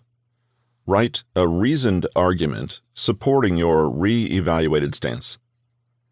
Demonstrate intellectual integrity by holding your argument to the same rigorous standards of evidence you applied to opposing arguments. If there are weaknesses in your argument, acknowledge them and explain how you intend to address them in future research. Step 6. Share your original and re-evaluated stances and the argument you wrote in Step 5 with a friend or colleague with a different perspective. Embrace intellectual perseverance as you engage in a possibly challenging but constructive discussion. Step 7. Reflect on the feedback and critique you received from your friend. Use confidence in reason to consider their points, remembering that reason and truth should guide your thinking. Step 8. Finally, reassess the process and the changes in your perspective on the issue. Display fair-mindedness in accepting that other perspectives have value and need to be considered in a balanced way. This exercise should help you integrate intellectual traits into your critical thinking process. It's important to remember that developing these traits is an ongoing process that requires consistent practice. Key takeaways. Dr. Richard Paul and Dr. Linda Elder worked together to identify universal intellectual standards which should be utilized whenever you are critically analyzing your thinking about a problem or theory. They include clarity, accuracy, precision, relevance, depth, breadth, logic, significance, and fairness. They went further to identify 8 elements of thinking they believed people need to master to improve their thinking: purpose, question, assumptions, point of view, information, inferences, concepts, and implications and consequences. Paul and Elder defined a set of valuable intellectual traits that all strong critical thinkers should display: humility, courage, empathy, autonomy, integrity, perseverance, confidence in reason, and fair-mindedness. Chapter 5. How to practice your critical thinking skills regularly. To develop robust critical thinking skills, beginning with the fundamentals, before progressing to more complex layers is imperative. It's necessary to fully comprehend the underlying basics that form the bedrock of all thinking. Deconstruct thinking into its elemental parts to facilitate more nuanced understanding and development. By consistently employing the intellectual traits highlighted earlier until they become an ingrained part of your cognition, you will evolve into a potent, critical thinker capable of formulating questions that are lucid, precise, and substantial, gathering, scrutinizing, and deciphering information related to the subject in question, drawing informed, meticulously considered conclusions based on verifiable facts and evidence, maintaining an open-minded stance, willing to receive and consider information from diverse sources, even when it appears to counter or contradict your ideas and beliefs, collaborating effectively with others to unravel complex problems. Critical thinking practices. We touched on some of these aspects before, but as you know, repetition is the mother of knowledge. 1. Challenge your assumptions. Assumptions, beliefs accepted without proof, can be misleading. Regularly reassess them to ensure they're accurate. 2. Validate information from reliable sources. Though assessing every piece of data can be tedious, always be skeptical, even when the source is trustworthy. 3. Cultivate curiosity. Constant questioning is the essence of critical thinking. Without it, truth remains elusive. 4. Recognize personal biases. Acknowledging biases is key to achieving objective judgment and sharpening critical thinking. 5. Think ahead. Predicting possible outcomes enhances preparedness, which, in turn, aids in better decision-making. 6. Engage with books. They provide alternate perspectives, provoke debate, and foster learning, feeding your mind with novel ideas. 7. Practice empathy. Understanding different perspectives through empathy enhances critical thinking and personal growth. 8. Explore alternatives. Dig deeper to uncover more choices before deciding. You may discover better options than initially anticipated. 9. Seek wisdom from others. Recognizing the limits of your knowledge and seeking expert advice broadens your understanding and promotes continuous learning. 10. Be open to change, yet firm when justified. With rapid advancements in knowledge, being open to new information is necessary, while standing your ground when you have evidence-backed arguments. 11. Demonstrate diplomacy.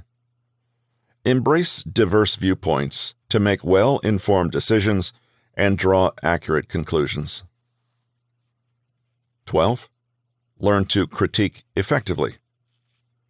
Develop your critique skills by learning from others' strengths and weaknesses in their arguments. 13. Evaluate reasoning methods. Examine the logic behind conclusions to expose faults and verify their consistency with evidence. How to ask questions well? Mastering the art of questioning can significantly enhance critical thinking. The type of questions we ask can greatly influence the depth of knowledge we gain. For remembering information, where the aim is to list, name, identify, or describe, making connections between new and existing knowledge aids memory retention. Consider asking, what existing knowledge do we have on this topic? How does the current information align with our prior knowledge? When trying to comprehend information more deeply, the focus shifts toward describing, explaining, and predicting. Ask questions like, what is the implication of this information? What could be the potential outcome? Could you encapsulate the main ideas? Higher-order thinking skills involve applying known information to new scenarios. This typically involves using, demonstrating, hypothesizing, implementing, or solving. Relevant questions include, what implications would arise from this alteration? How can this be utilized in a new context? Could you provide another example? Analyzing information involves dissecting it into smaller parts for a closer study, often through comparing, contrasting, or organizing. Ask, what distinguishes this piece of information? Why does this fact or evidence matter? What similarities exist between these pieces of information? Could you elucidate on how or why? Evaluating information entails assessing its worth based on certain standards. It involves critiquing, concluding, and assessing. Suitable questions include, do you concur with the information? What evidence substantiates your viewpoint? What could be causing this phenomenon? What impact does this have on other elements? Creating, the pinnacle of cognitive processes, involves crafting new patterns or products by combining different elements. It requires designing, constructing, planning, and producing something novel. Try asking, what could be the potential causes of this? Is there an alternate perspective on this? What could be a possible solution to this issue? Exercise 1, the memory test. Goal: this exercise enhances your ability to remember and connect new information with existing knowledge. Steps: 1. Choose a topic that interests you, but you know little about. It could be anything from a scientific concept, a historical event, or an art movement. 2. Start with some basic research on the topic. List down the key points and interesting facts you discover. 3. Now ask the following questions. What did I already know about this topic? How does the new information connect with my existing knowledge? 4. Reflect on your responses, then write a summary integrating your new knowledge with your prior understanding. Exercise 2, Deep Dive Analysis Test. Goal: this exercise will help you improve your analytical skills by deconstructing a complex subject. Steps: 1. Choose a recent news article on a challenging or complex subject. Read the article carefully. 2. Break down the article's information and arguments. Ask the following questions. What is different or unique about this piece of information? Why is this fact or evidence significant? How are the arguments in the article alike or different? Can I explain the reasoning behind these arguments? 3. Write down your thoughts and responses. Discuss your findings with a friend or a peer for further analysis. Remember, the more frequently you practice these exercises, the more adept you'll become at critical thinking and questioning. Key takeaways. Strong critical thinkers excel at framing clear and precise questions, challenging new data and their assumptions. They stand firm in their well-evidenced conclusions, but remain flexible, recognizing that new insights may require adjusting their stance. They value empathy and openness, ready to consider differing viewpoints without hostility. Recognizing their limitations, they are always eager to learn from others and improve, knowing they can't be experts in all fields. Chapter 6. Barriers to Critical Thinking. Critical thinking is impartially assessing an issue and arriving at a well-informed conclusion based on facts and evidence while setting aside personal biases, unsubstantiated assumptions, and unverified opinions. We've all probably leaped to a conclusion or made an impulsive decision without thorough fact-checking, only to regret it later. Critical thinking is a tool to help us circumvent such remorse. This section will explore various human tendencies and obstacles that might impede our critical thinking capacity. Recognizing and comprehending these barriers constitutes a significant stride towards surmounting them. Egocentrism, the self-centric barrier. Egocentrism, our predisposition to perceive ourselves as the center of attention, can often cloud our judgment. While being predominantly concerned with our interests is natural, it can hinder objective thought. Consider a situation where we're required to appraise someone else's performance. The challenge lies in setting aside our egocentric views to provide an unbiased evaluation. We may weigh our interests, such as how our statement might impact our status, or recall a personal grudge that clouds our judgment. Consequently, personal biases can inhibit us from making fair, objective evaluations and employing critical thinking skills. Egocentrism obstructs our capacity to perceive other perspectives, thereby hindering critical thinking.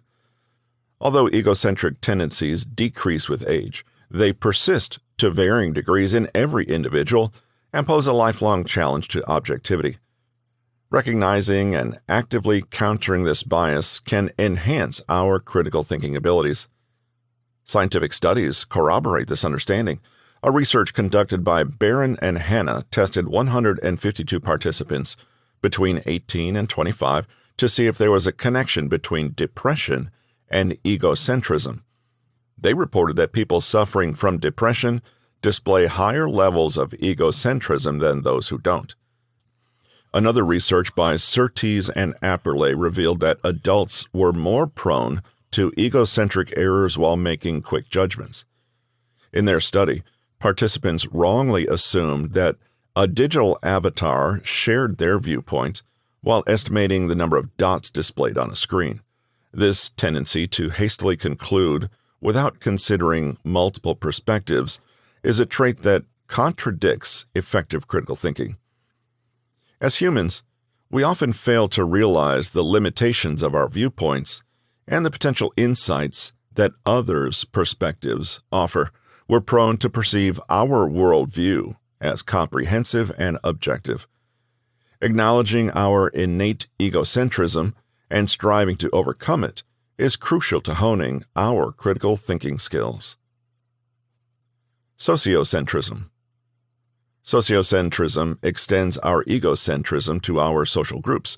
We naturally feel our group is superior or more often correct than others, creating group bias.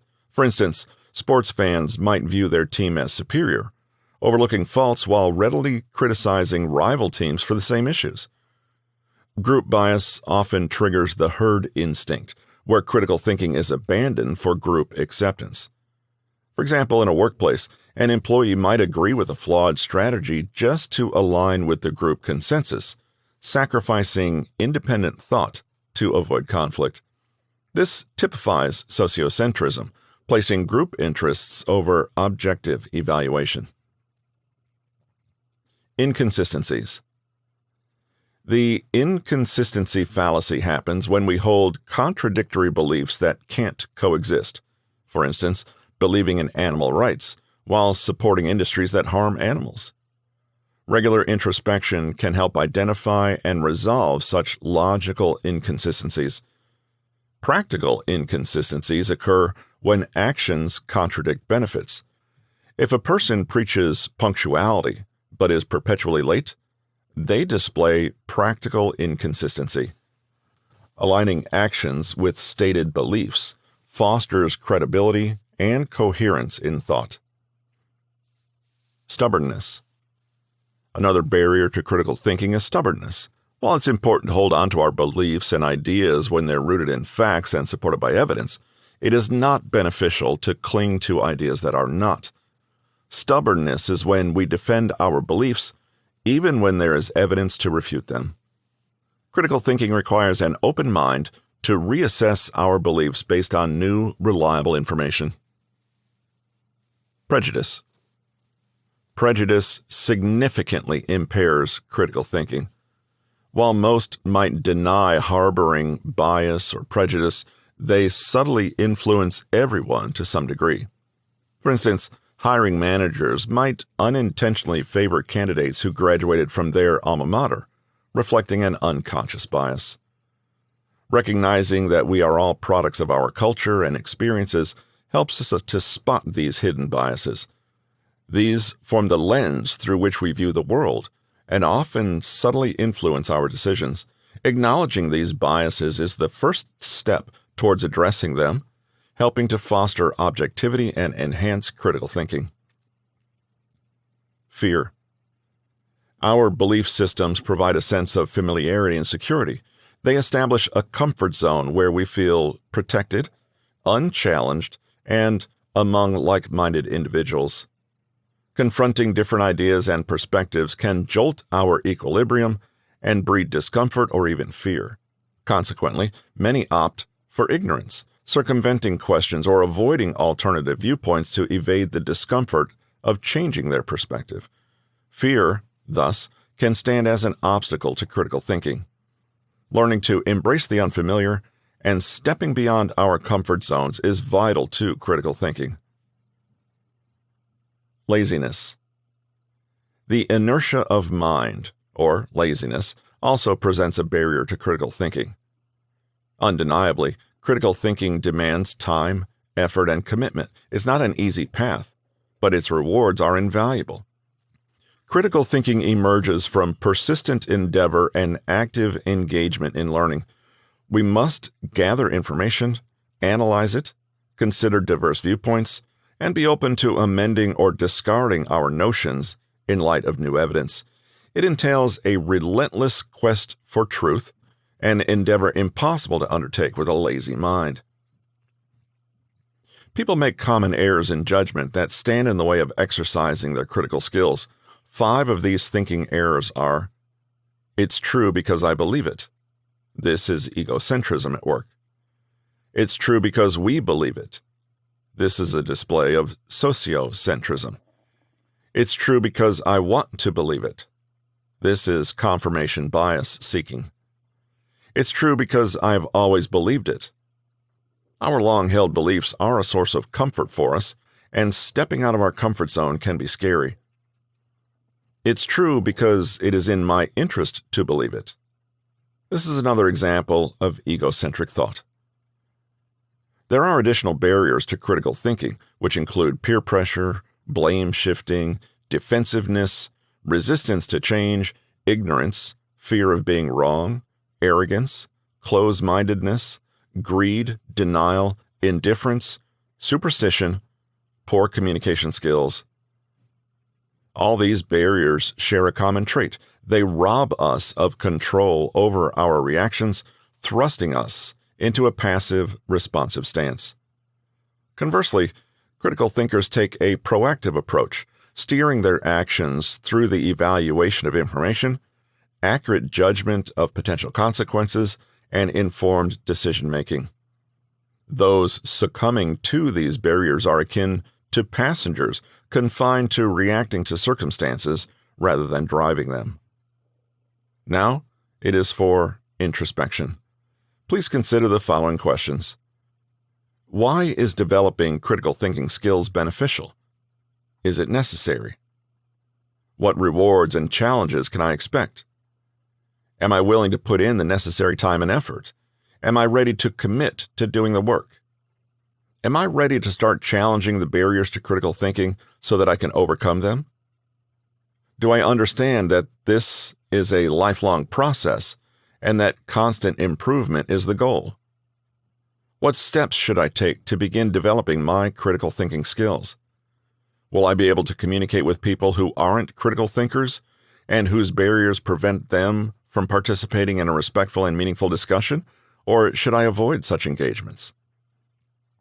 How should I react when a lack of critical thinking skills is evident in my friends and family, colleagues, the media, and other settings? Recognizing and overcoming the barriers to critical thinking can enhance your interpersonal relationships, leadership skills, ability to achieve personal and professional goals, decision-making skills, and ultimately, your life's purpose and satisfaction. Tackling these obstacles can pave the way to your overall happiness. Key takeaways. Many barriers can prevent you from reaching your full potential as a critical thinker. The first step to overcoming them is acknowledging their existence and trying to understand them better. Barriers to critical thinking have the potential to exist in all of us at all stages of our lives. They can manifest quietly, without realizing it, if we aren't careful. When we allow the barriers to overpower our thinking, we rob ourselves of the chance to be proactive participants in reaching quality, objective, informed conclusions. Chapter 7. Understand deeply. Deepening your critical thinking involves mastering the fundamentals before navigating complexity. Everything we learn, from basic math to bike riding, forms a foundation for building more advanced skills. This principle applies universally, from driving a car to understanding quantum physics. We carry biases and preconceived notions that may not always align with factual evidence. Deepening understanding requires acknowledging these biases and remaining open-minded to new concepts. Think of complex ideas as a pool. Diving into the deep end without prior knowledge can be overwhelming. Instead, start at the shallows, breaking down complex concepts into simpler, digestible parts. Prioritize what's essential. Master the basics without becoming overwhelmed by additional details. As you gain confidence in your understanding, you can reintegrate these complexities. Breaking down complex concepts offers several advantages. Allows immediate focus on the central issue, helps you see how parts connect, fosters creativity once you've mastered the basics, increases productivity and confidence by enabling early achievements, reduces stress as you visibly track your progress. Exercise. Concept breakdown and mapping. Choose a topic. Choose a complex topic that interests you and that you want to understand better. It can be a subject matter from a book, a new skill, or a complex issue in current affairs. Identify the core ideas. Break down the topic into its simplest elements. What are the fundamental principles or core concepts that form the foundation of the topic? Create a mind map.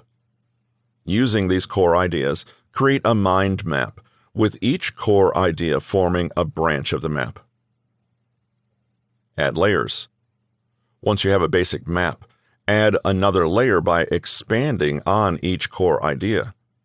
What are some important points or sub-ideas that fall under each core concept?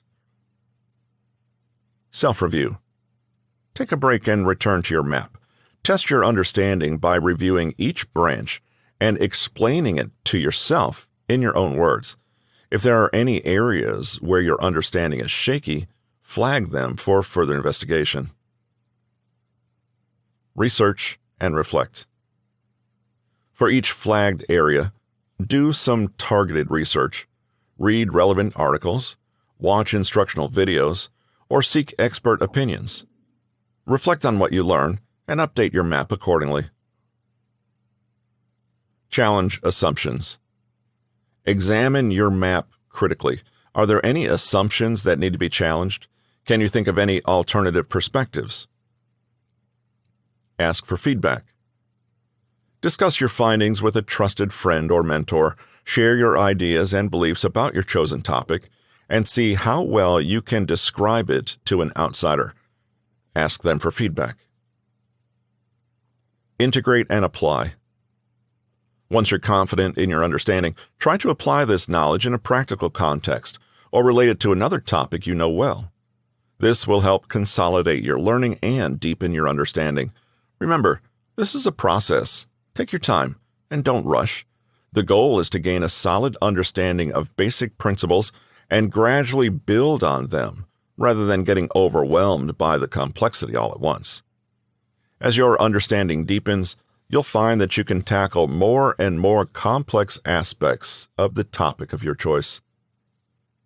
Make mistakes and raise questions. Many shy away from mistakes due to fear of judgment, but errors are invaluable learning opportunities. Analyzing our missteps allows us to identify gaps in our knowledge and seek improvement. Mistakes provide feedback, illuminating the path toward improvement. Consider Michael Jordan's journey. Despite being cut from his high school basketball team, he took it as motivation to hone his skills, ultimately becoming one of the most revered players in history. His failures became stepping stones to success, illustrating the importance of learning from mistakes. He went on to win 6 championships and 5 MVPs in his career, and is arguably considered the greatest basketball player of all time. Michael Jordan expressed his feelings about making mistakes. "I've missed more than 9,000 shots in my career. I've lost almost 300 games. On 26 occasions, I've been entrusted to take the game-winning shot, and I missed. I have failed over and over and over again in my life. And that is why I succeed." Alongside embracing errors, questioning assumptions aids in deepening understanding. Though its author is disputed, a quote says, "If you only do what you've always done, you will always get what you've always got." This encapsulates the notion that one should never accept the status quo without scrutiny. Ideas and theories should be perpetually challenged and refined. Authors Berger and Starbird advocate for questioning as a crucial learning tool in their book, The 5 Elements of Effective Thinking. They encourage readers to probe their mistakes and those of others, offering potential questions like, what went wrong? What can I learn from my mistakes? What can I do differently in the future? They also promote analysis of successes to understand their replication in the future. You might ask, why did this work? How can it be repeated in the future? What went right? Drawing inspiration from Socrates, renowned for his questioning, they emphasize the Socratic method.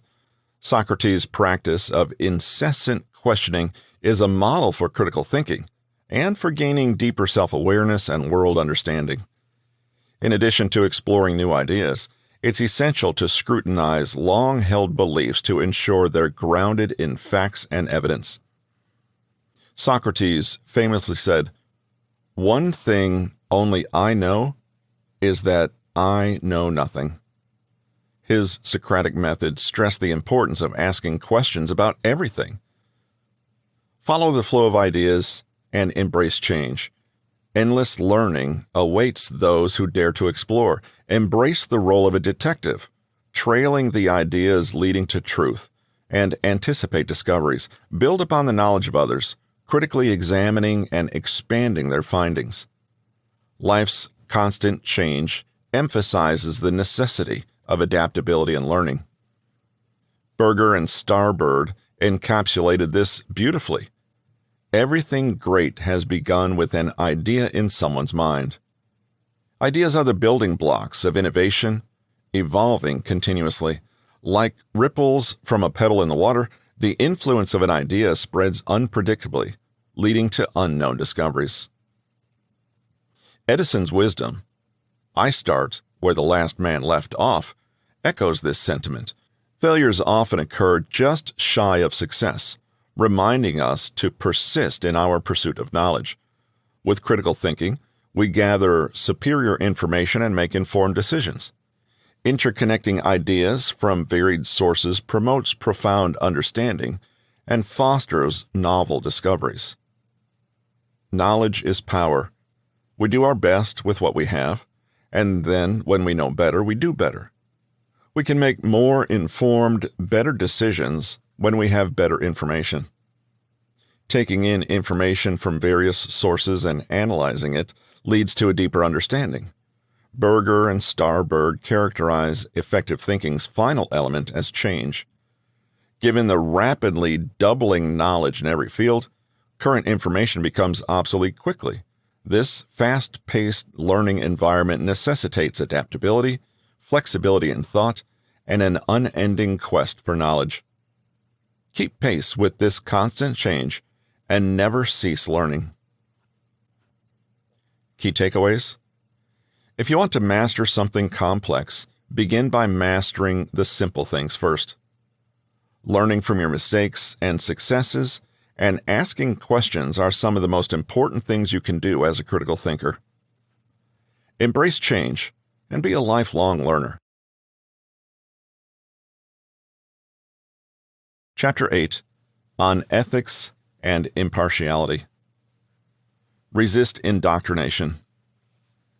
Indoctrination instills ideas strictly from one perspective, anticipating these ideas to be accepted unquestionably without any critical examination. Children begin distinguishing between ethical and moral rights and wrongs at a young age. The earlier we can furnish them with critical thinking skills, the better equipped they will be to make ethical and moral judgments that will influence their character throughout their lives. If we endeavor to instruct children about right and wrong behaviors without equipping them with the critical thinking skills necessary for analyzing these concepts, we expose them to the risk of succumbing to the barriers to critical thinking, distorting their judgment, and depriving them of a deeper comprehension of morals and ethics. This holds not just for children, but anyone of any age lacking the capacity to think critically. Teaching and learning morals and ethics is a complex process, as it might appear that a consensus on a standard moral behavior should be universally agreed upon. However, the world isn't as clear-cut. Numerous gray areas exist where a definitive correct answer is ambiguous or non-existent. Consequently, disagreements are more common to occur over what constitutes moral and ethical behavior in specific circumstances, although there's more concordance on broad general principles. For instance, a large majority would agree that stealing is morally wrong, a broad general principle. However, when confronted with the specific scenario of someone resorting to theft due to an inability to feed their family, opinions on the morality of such an act would significantly diverge. Individuals can only be expected to behave ethically and morally if they understand these concepts. If they confuse their ethical understanding with their egocentric desires and needs, or the sociocentric views they hold with their social group, they will struggle to make ethical decisions. The most effective strategy to prevent personal interests from clouding moral judgment is employing critical thinking skills to analyze situations and draw objective, thoroughly informed conclusions.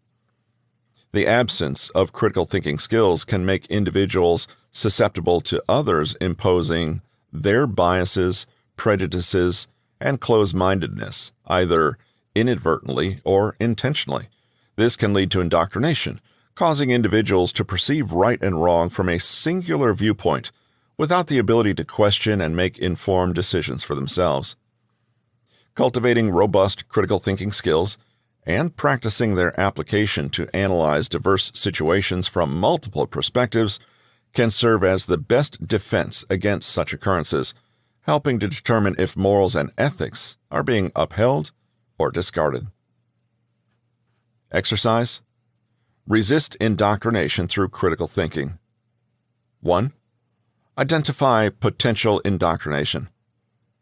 Choose a news article, an advertisement, a political speech, or a social media post that you believe could potentially be a form of indoctrination. This should promote a certain viewpoint or perspective without encouraging independent thought. 2. Analyze the content.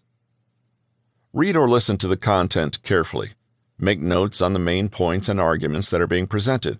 Pay close attention to the language used. Is it persuasive, emotional, or bias-encouraging? 3. Identify biases. Identify any biases present in the content. Does it present only one side of the argument? Are contrary points of view acknowledged or dismissed? Is there a use of emotional language to sway your opinion? Pro tip: educate yourself on the most common biases appearing in the media so you know what to look for. 4. Question the source. Investigate the source of the content. What do you know about the author or organization? What might their motives be? Are they known for their bias towards a certain viewpoint? 5. Seek opposing views. Look for other sources that present a different viewpoint on the same topic. Compare these viewpoints with the original content. Does considering these contrasting views change your perspective on the topic? 6. Evaluate. Evaluate the validity of the content. Is it based on facts or opinions? If facts are presented, do they appear accurate? And are they sourced from reliable places? 7. Form an independent judgment. Using your notes and findings, form your own opinion on the topic. Remember to base your judgment on the facts you have verified, and be aware of any emotional or persuasive language that may have influenced your viewpoint. 8. Reflect. Reflect on the process of critical thinking you've just undertaken. Was it easy or hard to think critically about the content? Did your opinion change because of this process? What have you learned about resisting indoctrination? Stay impartial. We often assume that we can maintain unbiased objectivity in various situations, but achieving true impartiality is more challenging than we might initially believe. Consider the media. Most media outlets assert their commitment to delivering news with an unbiased stance, a sentiment they likely genuinely embrace. However, a rather paradoxical dilemma exists beneath the surface. Words are inherently powerful tools that carry not only explicit meanings, but also connotations, the emotional impressions they evoke. When media outlets disseminate information, their choice of words becomes crucial, as it can elicit particular emotions in the audience, whether intended or not. People, by nature, are inclined to seek information that aligns with their existing beliefs and viewpoints. Confirmation bias.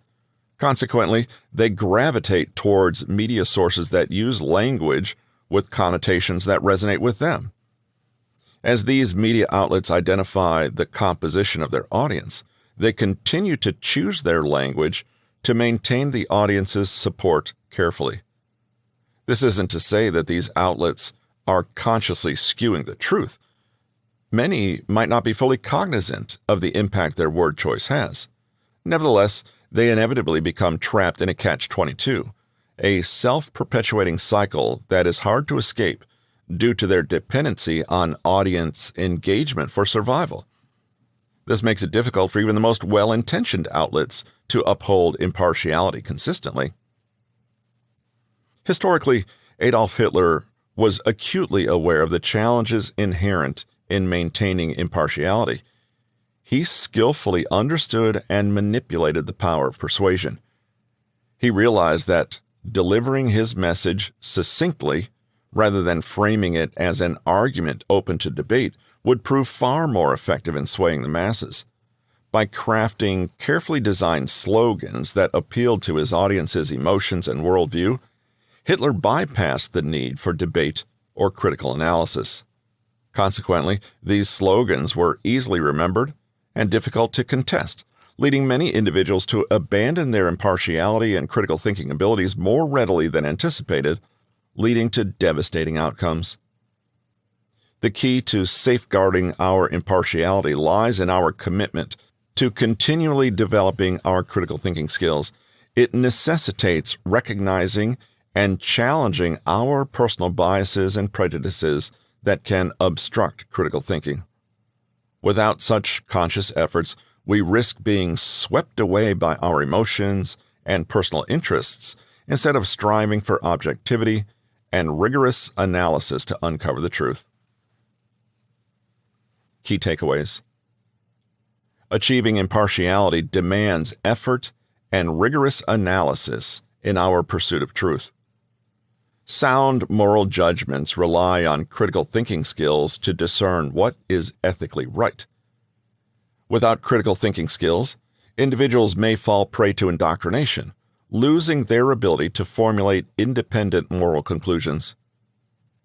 It can be easy to confuse egocentric wants and needs, or the sociocentric views of a social group, with a sense of what is ethical.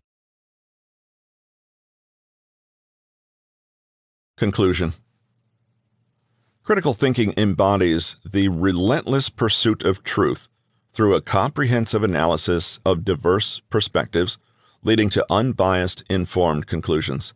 In this book, we've explored the advantages of critical thinking, the obstacles that impede its development, and the damaging effects of its absence.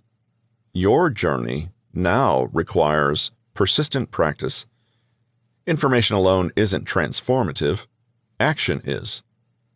How do you evolve into a practiced critical thinker? Realize that you don't possess all the answers. Be willing to consult others for their expertise.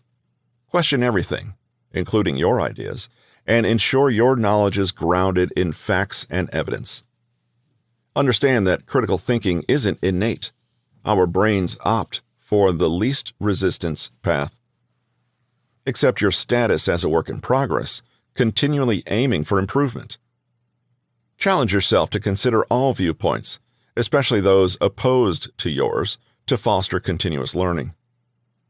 Stand by your beliefs if they're supported by thorough analysis and evidence, but know where to draw the line. Don't cling to your beliefs obstinately when faced with new evidence. Be open-minded, adaptable, and ready to revise your ideas when necessary. Strive for results, not shortcuts. Understand that critical thinking enhances every aspect of life, from relationships to leadership skills. The fruits of critical thinking are plentiful, but require diligent work. As the saying goes, we reap what we sow. If you commit to cultivating your critical thinking skills, you may find yourself achieving goals and experiencing a level of satisfaction and happiness beyond what you initially envisioned. Good luck, Steve.